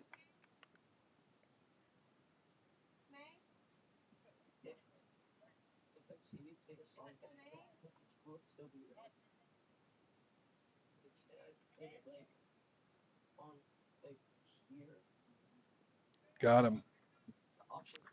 That'll be the second out of the inning. Takes a lot of pressure off the defense.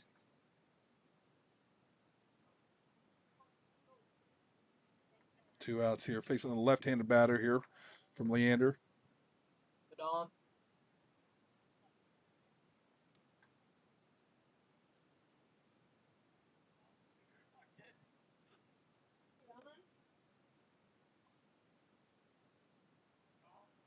Big lead out there at second base. Misses outside, ball 1.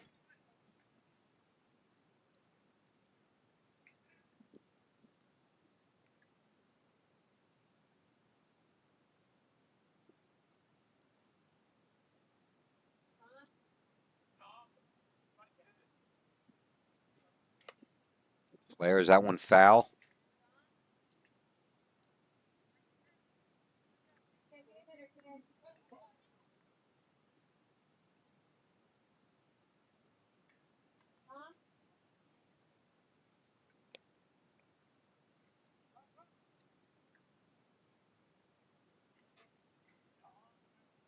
Big pickoff move at second, and they got him. What a move. And that'll take us to the 6th inning when we come back.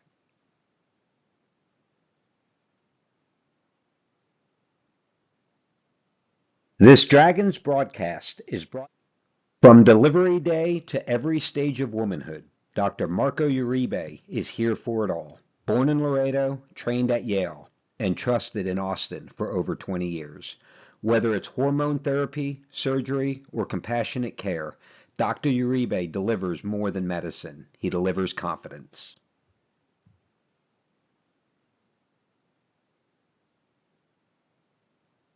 As the Round Rock Dragons bring the energy and the excitement all season long, Hughes Insurance Group is proud to power the broadcast as a game time sponsor. For over 30 years, Hughes Insurance Group has protected Central Texas families with auto, home, renters, RV, and life insurance. As an independent agency, Jason shops top-rated companies to find you the best coverage at the best value.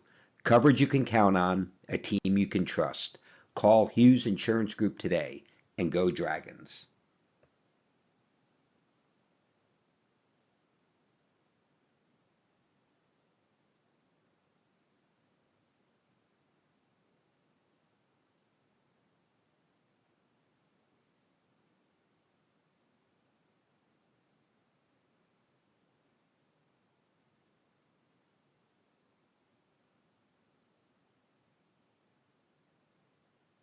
And we're back from Leander, Texas, Game Time Broadcasting. That's Justin the Priest. This is Bob Slocum. Getting a little warm up in before the tournament season starts on Thursday.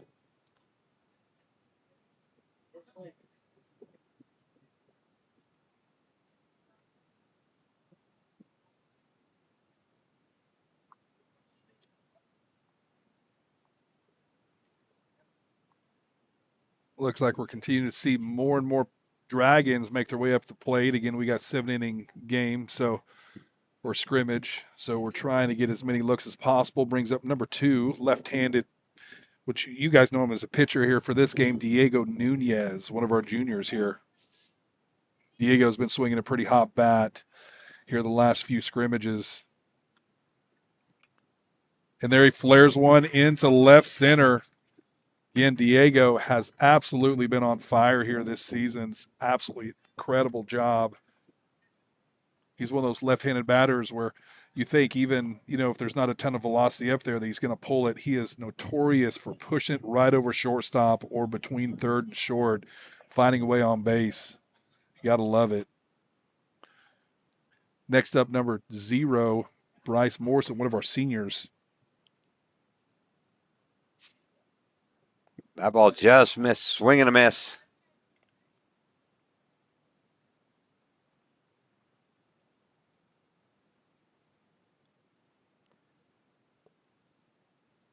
I like that with Diego, right? A lot of these kids are fighting for a little bit of playing time, and that's the key. Make the most. That one catches outside. Oh, misses outside. 0-2. You're fighting for playing time, right? You got to make the most of what opportunities you get, and you make a mistake, you need to put it behind you and move forward. You don't have the time or luxury to sulk on it.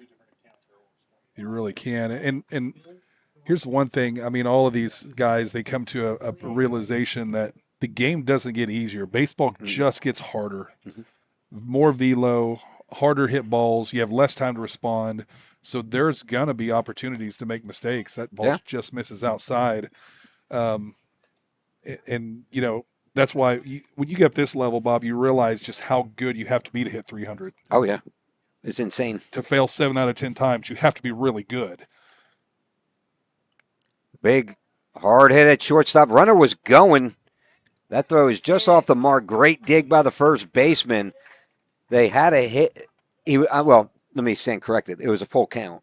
Or 2-2. Diego Nunez was going on the pitch, so he was stealing, and that broke up the double play. Yep. That'll bring up the senior, number 16, Josh Horvath.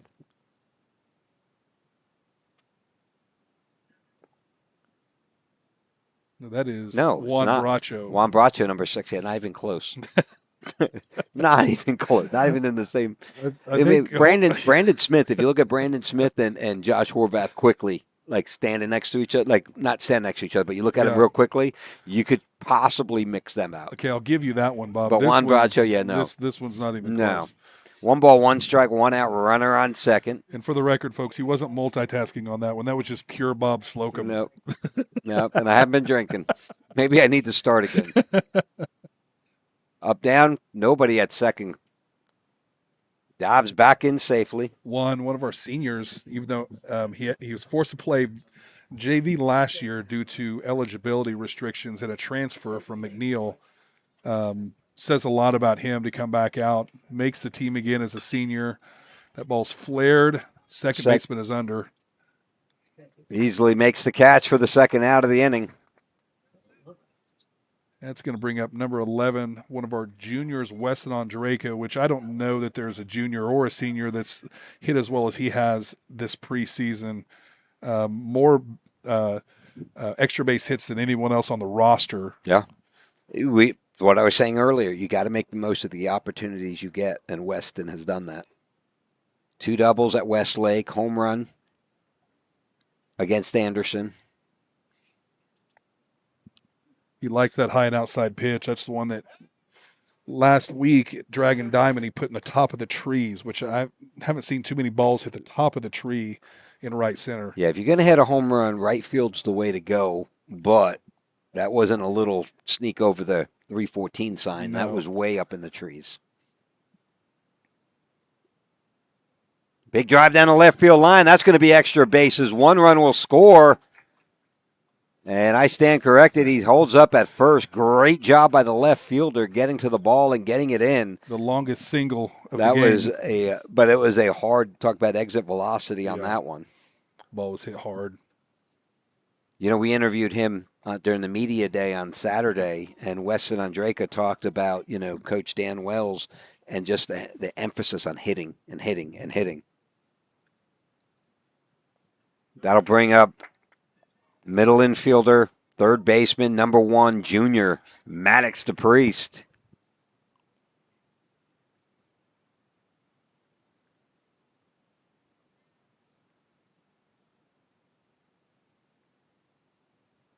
Quick snap throw to first, not in time. No balls, 1 strike, 2 outs here.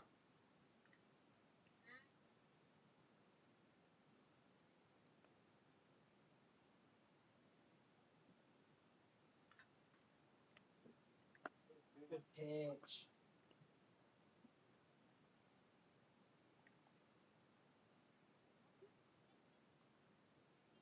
So 1 ball, 2 strikes. To the junior.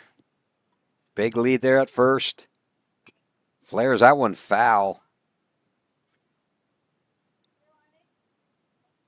Well, isn't it fun for you, you know, having watched these two kind of grow up together playing baseball, or their baseball journeys together? Yeah, for sure. It's always fun. That ball misses outside.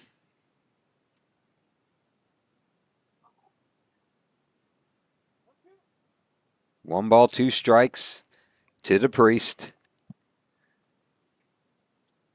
Big drive. Gets underneath it just a hair. Center fielder tracks underneath it, makes the catch, and that'll be it for the 6th inning. We go to the bottom of the 6th when we come back.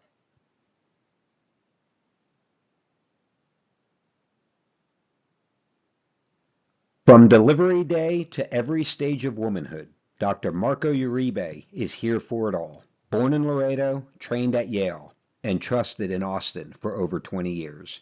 Whether it's hormone therapy, surgery, or compassionate care, Dr. Uribe delivers more than medicine. He delivers confidence.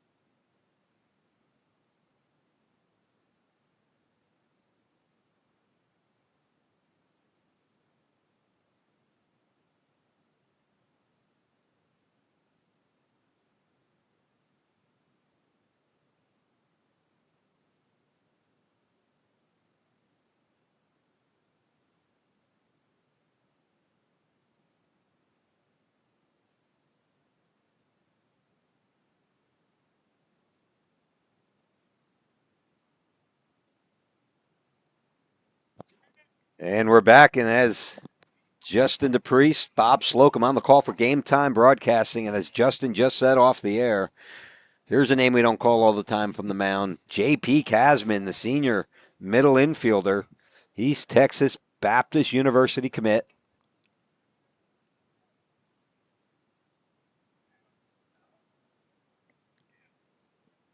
That ball's going to miss high and outside.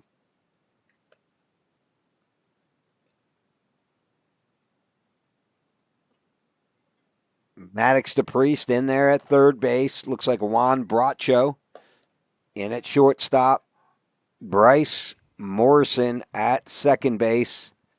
And Omar Rodriguez at first base. Right fielder Weston Andreka.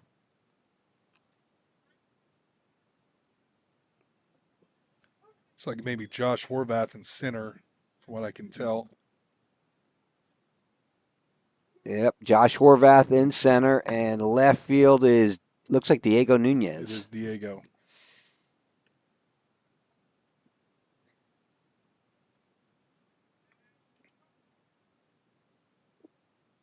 That ball misses outside.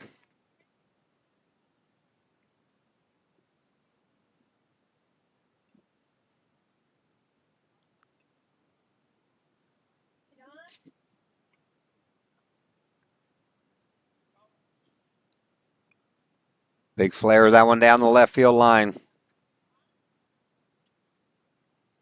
Not right here, Dom.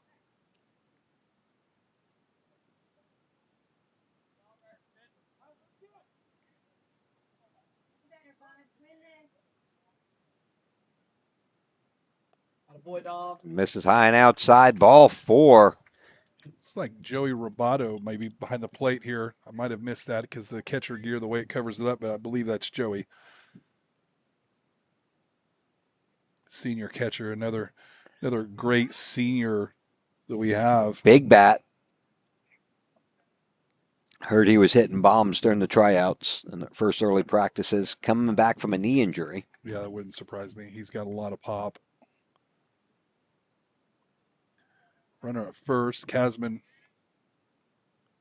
coming set. Right-handed batter for Leander.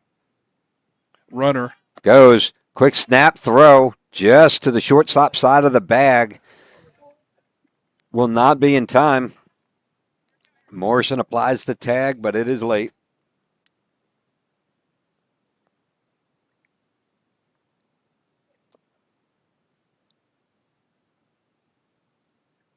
So I guess the clock starts on Thursday. 2 games on Thursday for the Round Rock Dragons at home.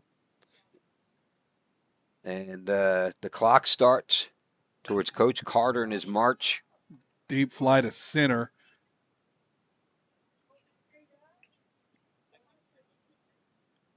Yeah, that is Horvath making the catch and holding the runner at second. No tag. Brings our first out of the inning. Coach Carter sitting at 496 wins. Tournaments do count. Tournament games do count towards that record. So starting this weekend, we start the march to 500.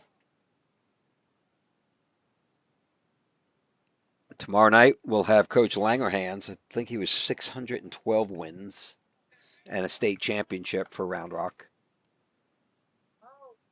I never realized how good he was. We were going to interview him 2 weeks ago, and I did some research on him. I knew he was an amazing coach. I knew the work that he's done. Ian, my youngest, even got to play for him in an all-star when he was 5, right? And he was hard. He was yelling at those kids like they were high schoolers. It was awesome.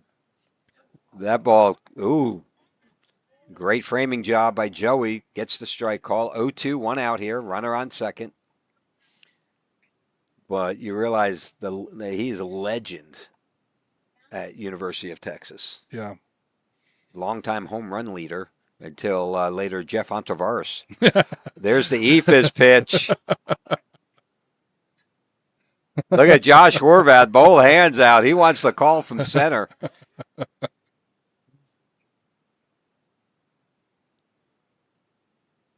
This is what you get a little bit when you get the position players in to get some innings. That ball misses inside. 2 balls, 2 strikes, 1 out. Runner on second. Bottom of the 6th inning. Hear the dugout go wild. Well, I love Josh Horvath. Got his hands stretched out like, what? I think it was the right call. They'll be talking about that on the bus ride home. It was, sure. got it right. Yeah, no, It was sure. a ball. No, it's not where you catch it. It's where it crosses. So he definitely had the right call. I'm sure that was an agreement. The coach said, only if you're 0-2 can you throw that pitch. And finally had his opportunity. Misses high and inside. Full count. What up, Kellen?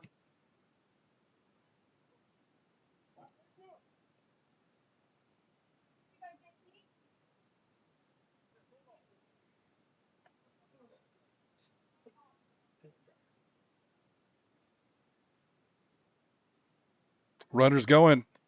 That Quick ball's snap in. throw. Yes. That one's out in the left field. Ooh, he's going to hold him up. Ball. The pitch was a ball. That's ball 4. On the 3-2 pitch, runner on second was going. That's a stolen bag. Runners now on the corners on first and third.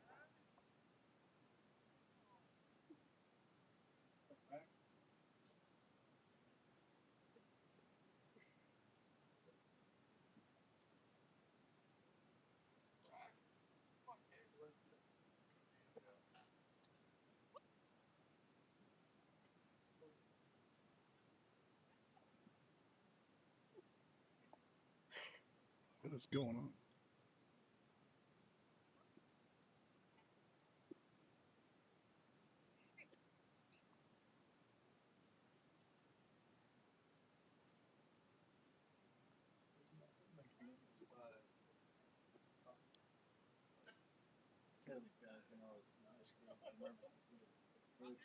Runners at the corners still. 0-1 is the count. Little third to first action. Not going to first though. Went right to third. I like that. How often do you really see throwovers to third base? Not often. And that to a righty is just like a lefty in first base. Yeah, but it's underutilized for sure. Fouls that one straight back. Runner on first was going on the pitch. 0-2. 1 out here.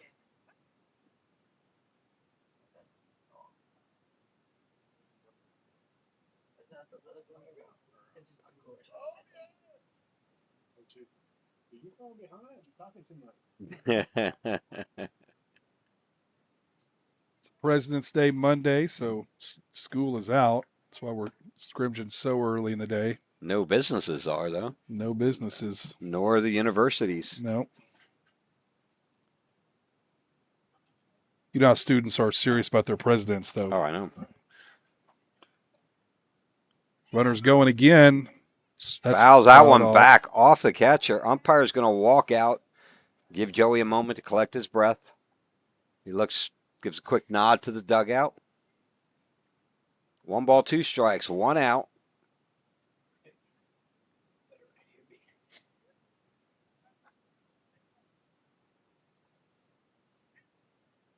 Runner was going again.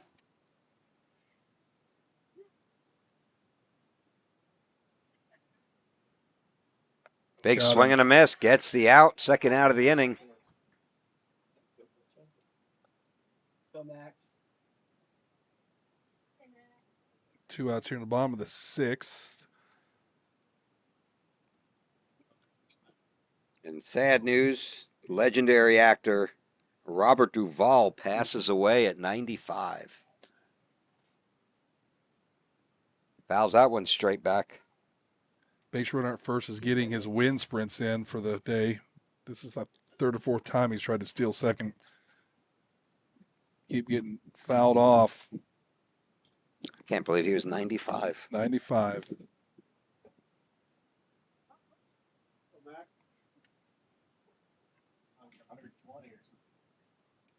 Quick snap throw to first, not in time.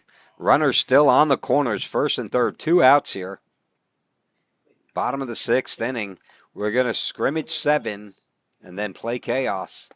Check swing.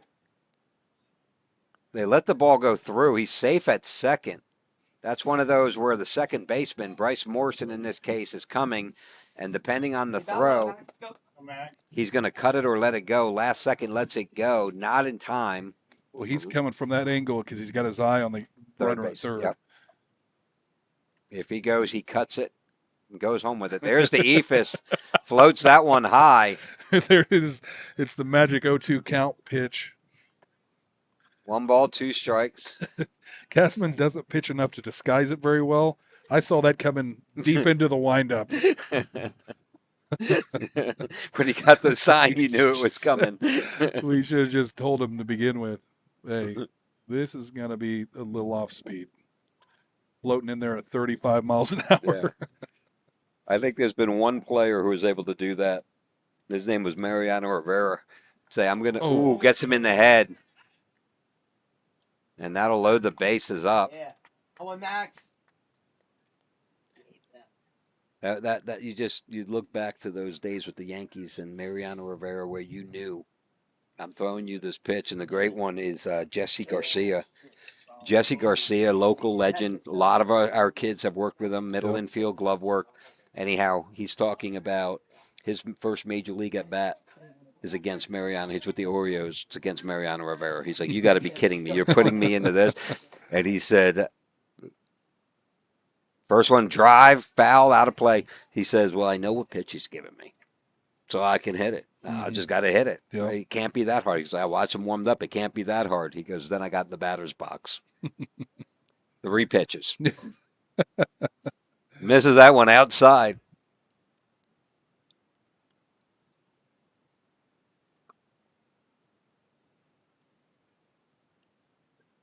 One ball, one strike, 2 out. That one inside, 2 balls, 1 strike.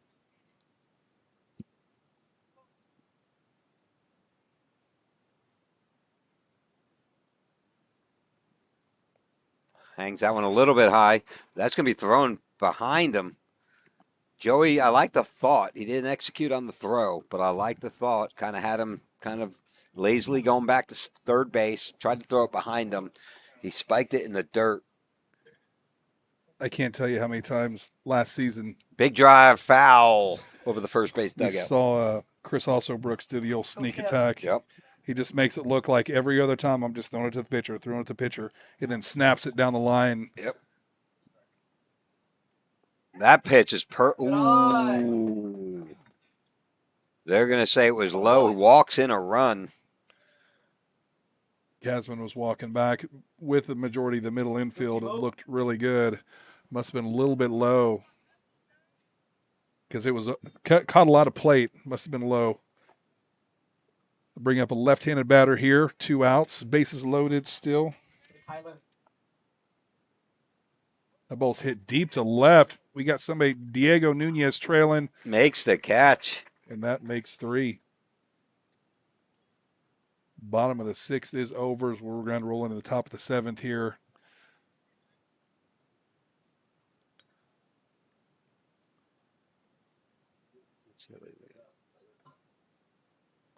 There we go.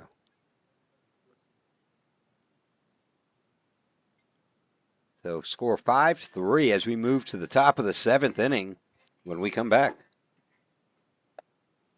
This Dragons broadcast is brought to you by River Rock Landscaping, where your yard becomes your favorite place to be. From custom designs to turf, irrigation, and outdoor living spaces, they turn ordinary into oasis. Locally owned, proudly Round Rock. Call River Rock Landscaping or visit rrlltx.com to start your dream yard today.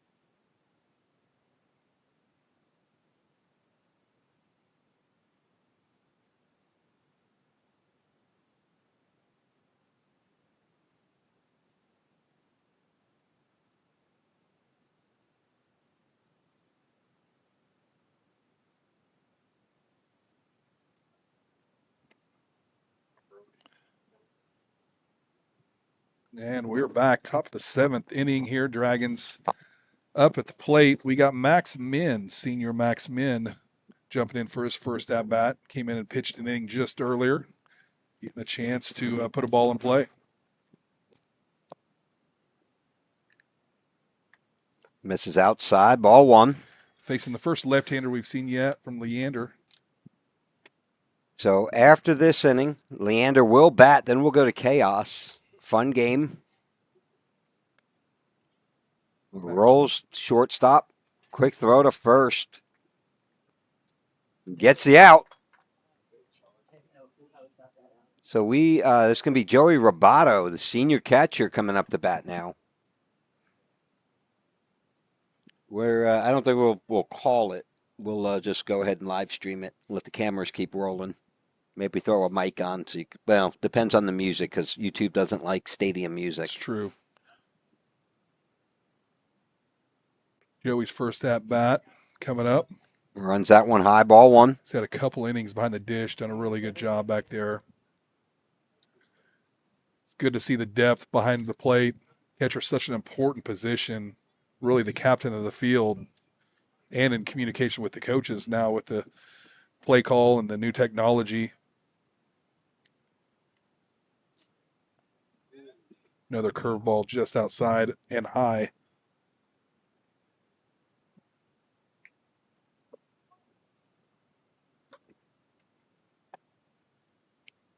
Fastball out, takes it to 3-1. Hitter's pitch for Joey.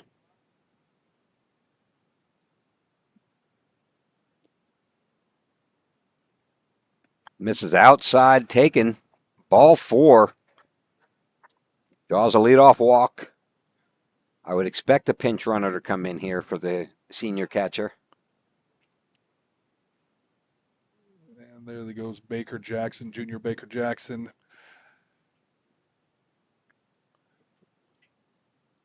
Omar Rodriguez up. It's going to be his second time up this 7-game scrimmage. First time had a hit right over, I think, right into left field. That curveball hangs high, ball 1.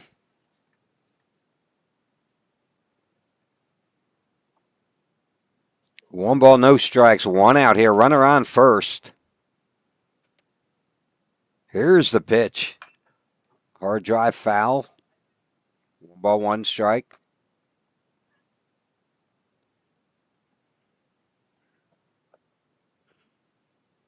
So, pitchers, catchers reported for Major League Baseball.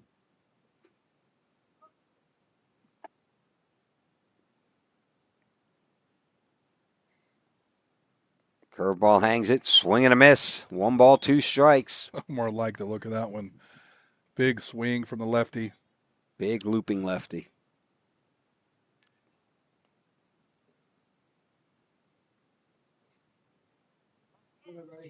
Runner goes, fouls that one back. The 1-2 pitch fouled back into the net. They'll send pinch runner Baker Jackson back to first. You see a lot of stealing on 0-2, 1-2 pitches because you know that they're probably going to be a ball that's going to be a little bit harder for the catcher to handle. A lot of times it's off speed. Wouldn't be surprised if we see it again here. No. Quick throw over to first, not in time. Jackson diving back in safely.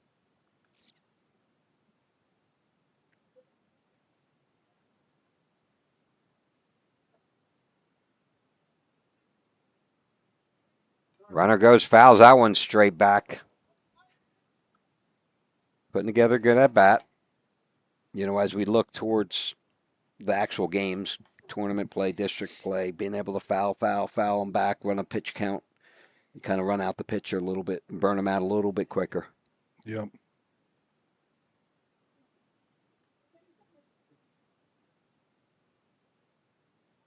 Back over to first. Throw high, gets away. Maybe And a Baker might triple. get third. He's going to 3. He's cruising. He'll be standing up at 3. Turns to look at home. Throw goes into the catcher. He could have caught it. Maybe. I'm not sure. You know, that's one of those tough ones, right? Not a perfect throw. You want your first baseman to make it. First baseman's going to get beat up by that no matter what. Yep. But he throws that on the money. You got a closer play. That one misses outside. 2 balls, 2 strikes, 1 out. You know, your middle infielders can spike the ball. Your first baseman can dig them out all day long. The one they miss, they're the bad guy. Big drive, center field. Oh, that's That one's going to fall for a base hit. Jackson comes in to score. And that'll bring up senior middle infielder, number 19, Dylan Slocum.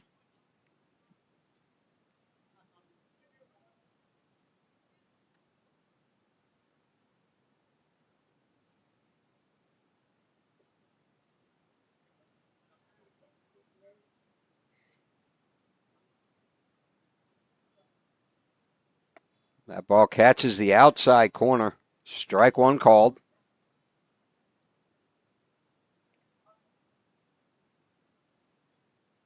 Runner on first. Omar swing and a miss. Gets him on the curve. That puts him in the hole. 0-2.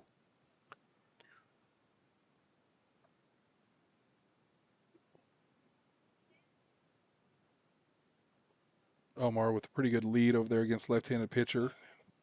Outside taking ball one. 1-2 strikes. Great job by the catcher. Blocking that one, holding Omar to first.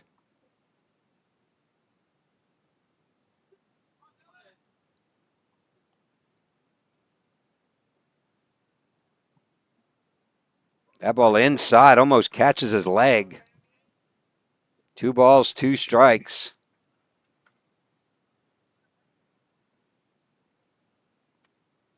One out here, top of the 7th inning.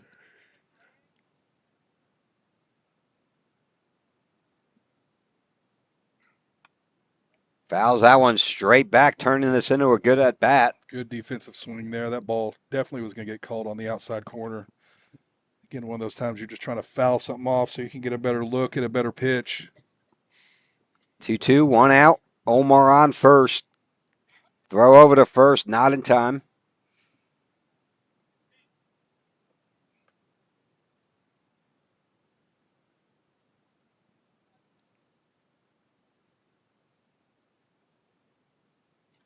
Quick pitch. He's got to be ready for that. Full count, 3 strikes. He kind of took a couple check swings, and the pitcher wisely comes with a quick pitch on that one. Yep.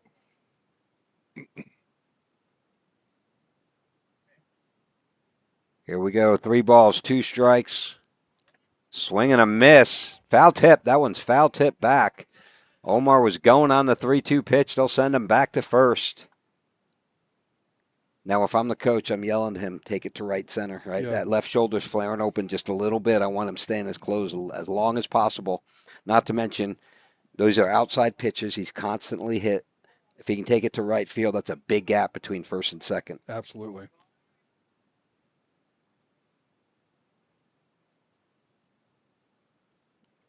Good. That one fouls that one off. Another one, that one's going to hurt. Good at bat. Another QAB. Takes it off his foot. It's going to walk it off a little bit. The Slocum kids are tough, though. They beat each other up for years. 3 boys. They got to be tough, live in that house. Brandon came home from college. They put football helmets on and played tackle football upstairs. I got to replace that one's quick throw over. I got to replace the chandelier from them playing wiffle ball up there. We turned the upstairs into a wiffle ball field at one time. I'm gonna bet though. I'm gonna put a wager that the toughest person is Mrs. Slocum in the house. No doubt. Atta That boy. one, slow dribbler towards second base. Pitcher's going to scoop it up. Good play, Connor. Gets the out. Good play by the pitcher, Connor. Good at bat for Slocum. Defensive swing there again. Another outside pitch. Pitcher's doing a good job. Hats off to him Yeah. working the outside of the plate. And, he'll be down on himself. And he doesn't really, hey, that's a great at bat. Difference between a good and a great when you end up on first Yeah. or on base. But that's a really healthy at bat. You ran the pitch count. You stayed alive. Learn a lot. You foul those off until you get a pitch you can hit. Got senior Jack Opple. Harder at foul down the first base line. Opple was the 2023 25-6A newcomer of the year. Now in his senior year, that was his sophomore year. This year he's committed to Hills College. He'll be rooming with center fielder Cade Goddard come the fall. Hank Opple, shout out to him, normally on the air with us. Big rip, and there's that hole between first and second. Omar's going to round third. They're going to send him. You got a play, not going to happen at the plate. Cut off wisely. And Opple with the RBI single.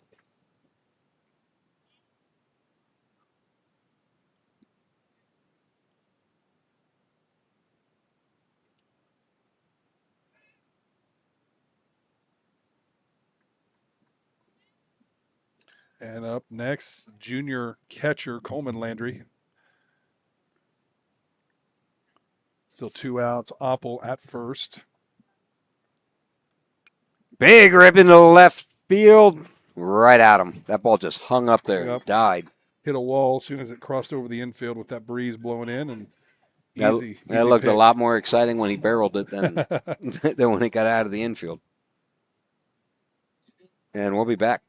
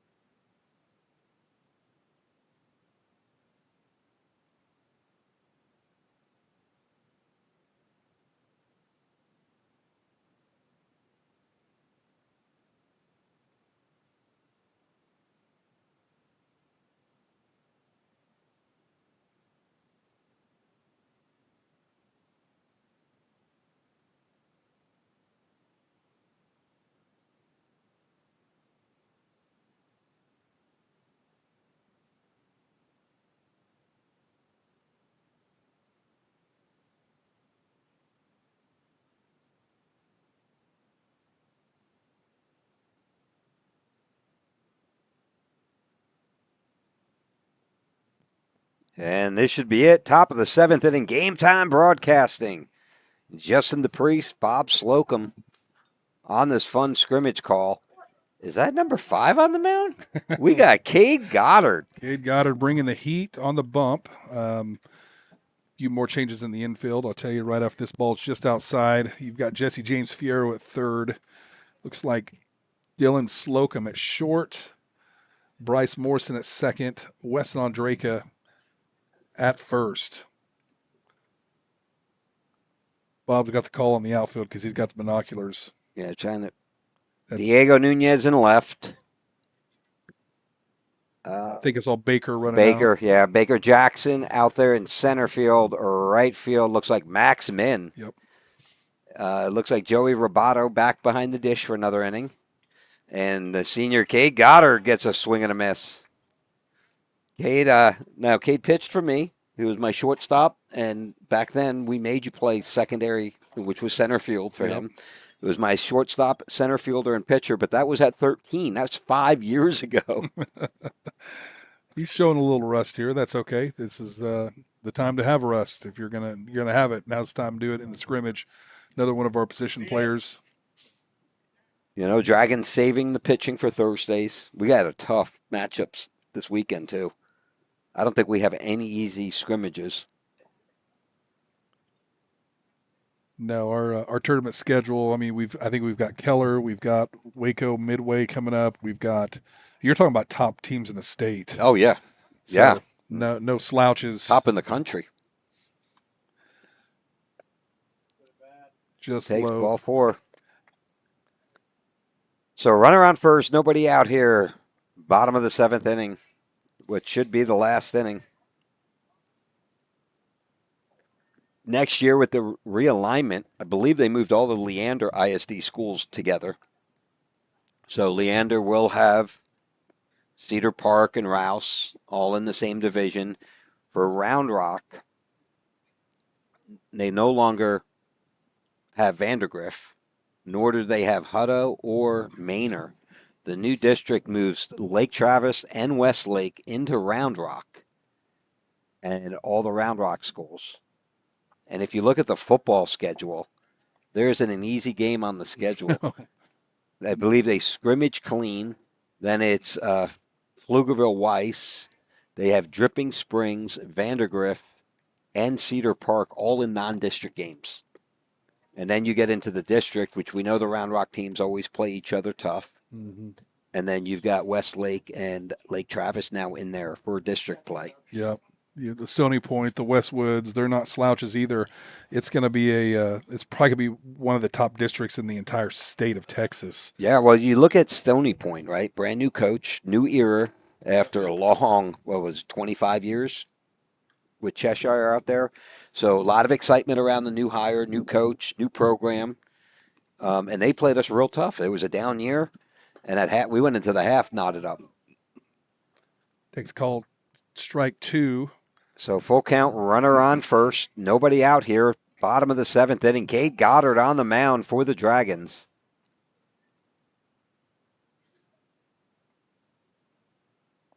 That pitch runs inside, ball 4. Runners on first and second.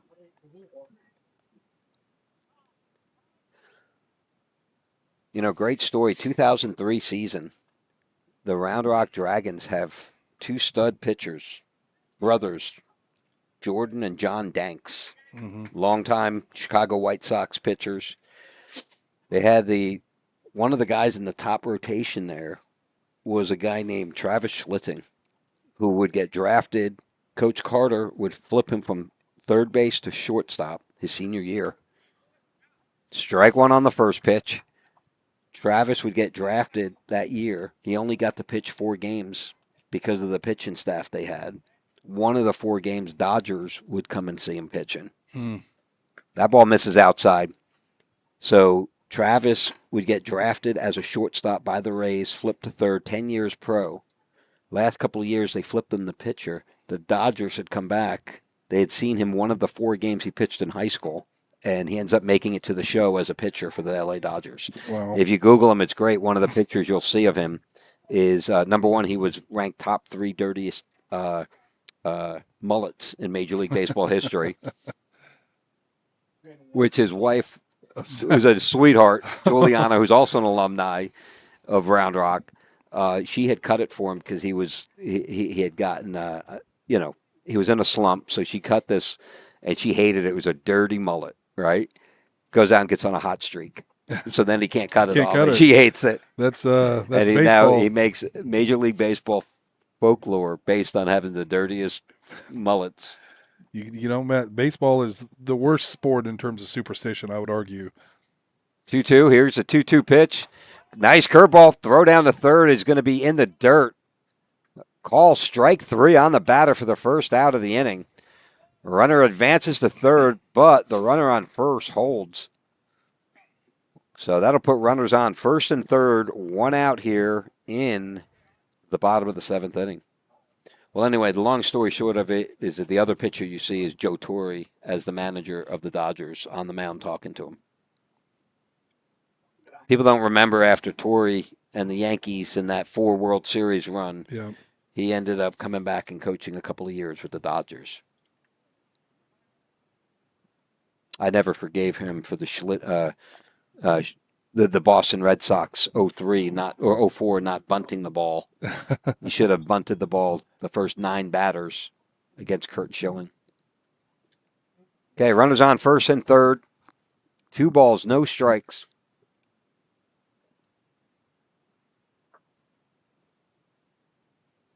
That one fouled out of play.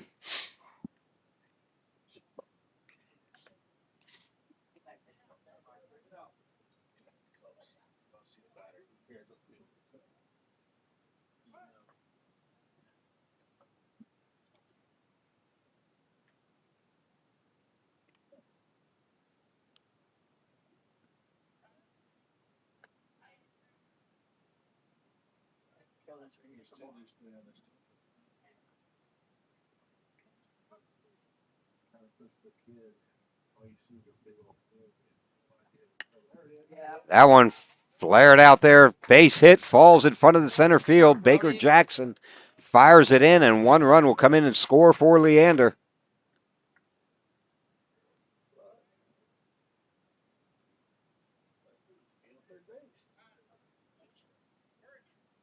Yeah, that's a good point.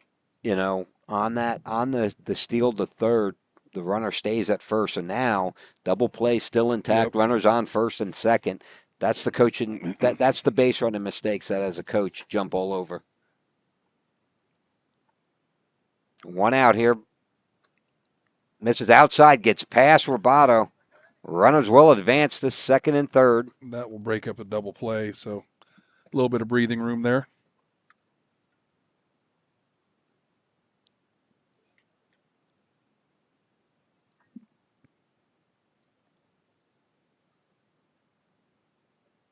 Infield is in. Try to prevent the run from scoring if things. Big drive, flares it out to right field. That's That ball's going to down. drop. One run will score. It's stir, Kev. Runner advances to third. That'll put runners on first and third. Big one out RBI single for Leander.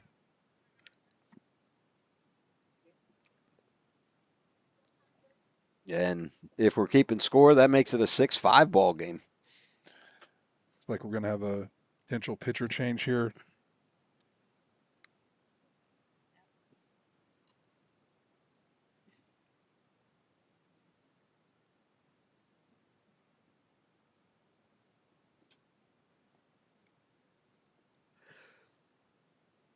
Well, another one that you don't usually see on the mound, pitched a little bit in JV. Maddox to Priest coming in to try to close out the last 2 outs.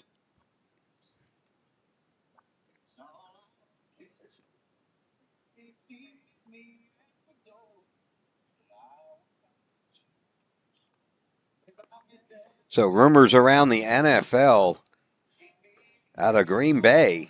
Packers quarterback Jordan Love has requested a trade out of Green Bay after the head coach Matt LaFleur informs him Green Bay plans on franchise tagging backup quarterback Malik Willis.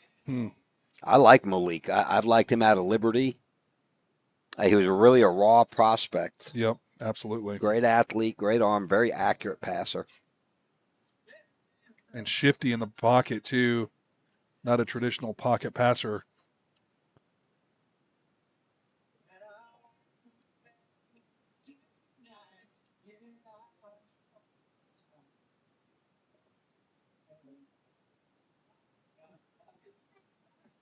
What's the song? Go ahead.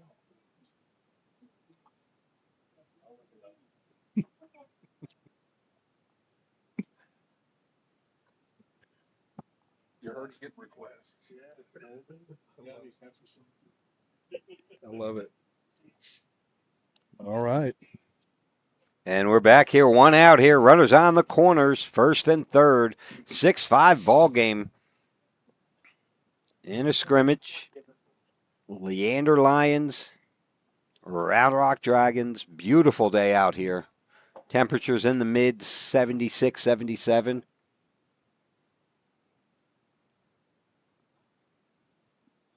$5-mile-an-hour wind.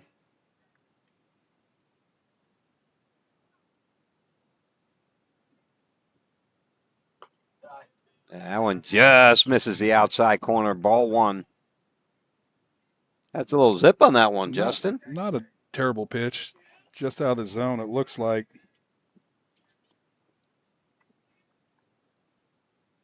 Runner goes. Roboto bobbles the pitch. Got to slow it down in your mind a little bit, right? Kind of that exchange going from the glove to the hand. Yep. Yeah, you got to have the ball first. Always. That pitch, beautiful. Whoa. I don't know how I have no idea where that pitch was. 3-0. Runners Wow. on second and third. Not sure. Not sure about that one. It didn't look high. Looked like it hit the plate. That ball's in the dirt. Ball 4. Bases loaded, one out here. All right, now you get some situational. Middle infield will play double play depth. They'll move the corners in, first and third in. They'll go to the plate, hopefully go from a 3-4 double play. Mm-hmm. Touch up, kid. Let's go. Big lefty steps in the box. Big drive. Right at second. Flips it to short. Back to first. Not in time. They got the lead runner out at second. I mean, that's the ball you wanted right there. Yep. Both of those runners for Leander were very fast. Great job. I mean, middle infielders did their job. Yeah, I mean, that normally is definitely, I mean, you have a left-handed hitter that's obviously very quick, so he got there fast. It was a clean field, clean throw, clean exchange, good throws all across the board. 1 run scores. That makes it a 6-6. 2 outs, though. Runners on the corner still. That one I thought's catching the outside corner. Ump doesn't agree with me. 102 outs, runners at the corner here. So join us tomorrow night, cover 3, Round Rock, Texas, for Game Time Broadcasting on deck with Rock Hardball. Big drive at second base, going to make the field, flips it to short. They get the out at second.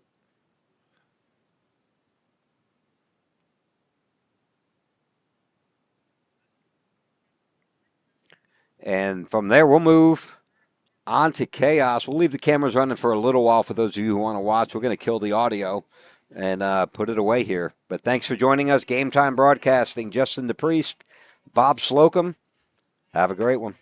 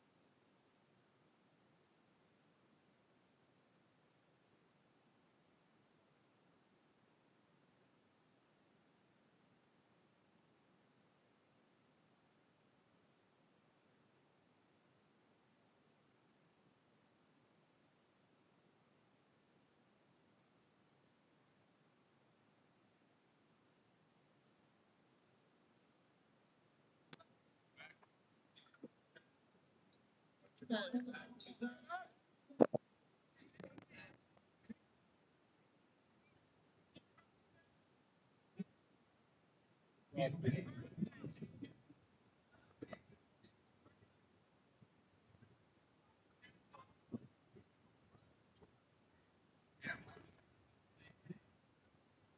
I mean, this I wish.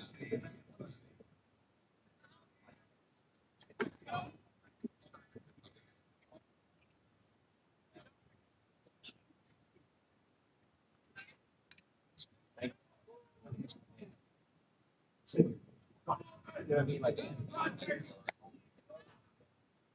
normally.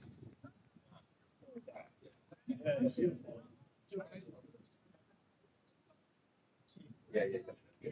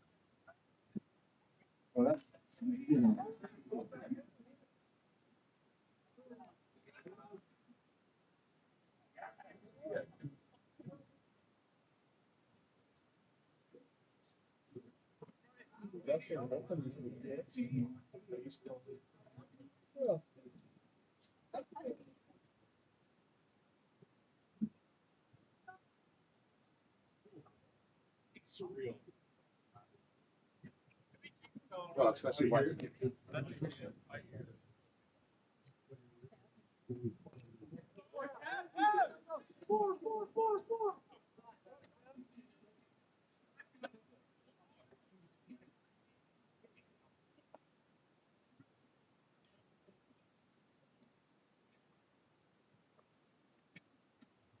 Every time you take a sip, this smoky atmosphere, pressing bottom to shout to the beer. Small there under your gyms are playing peekaboo. Like to see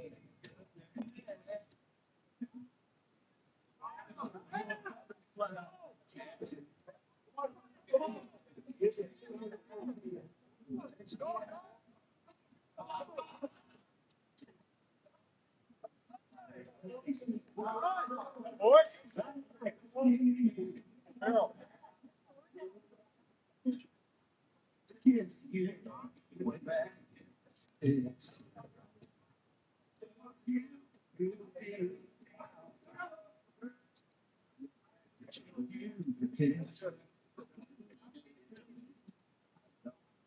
think about that.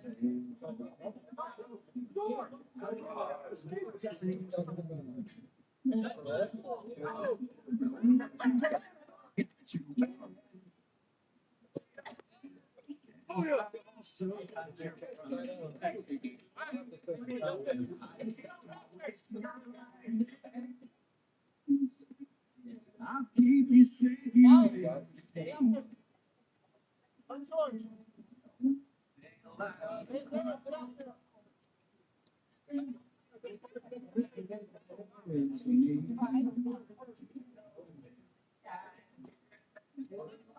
Take you home.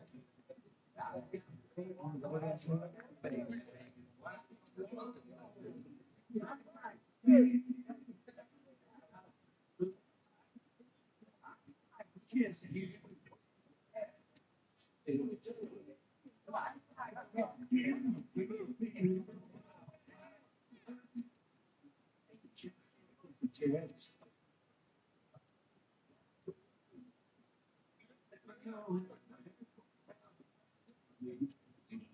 you.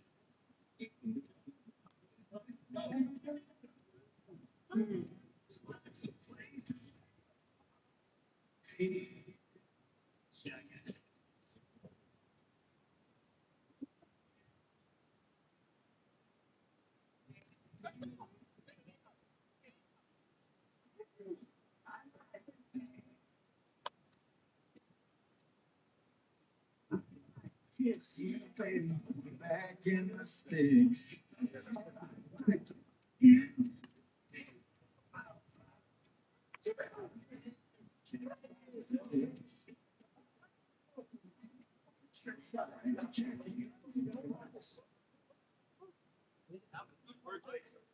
Come on.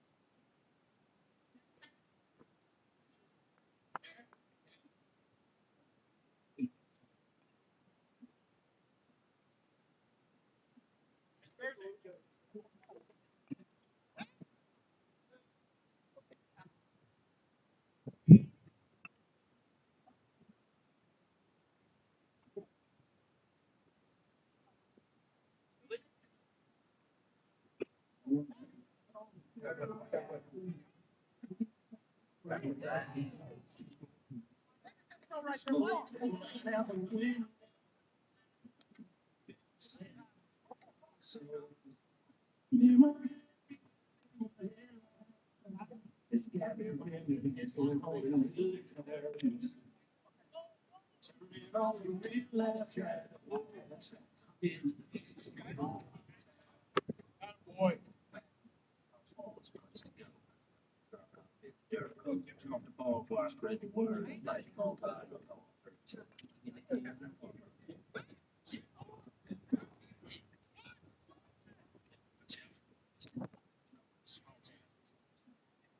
Now, spread like I know something y'all don't.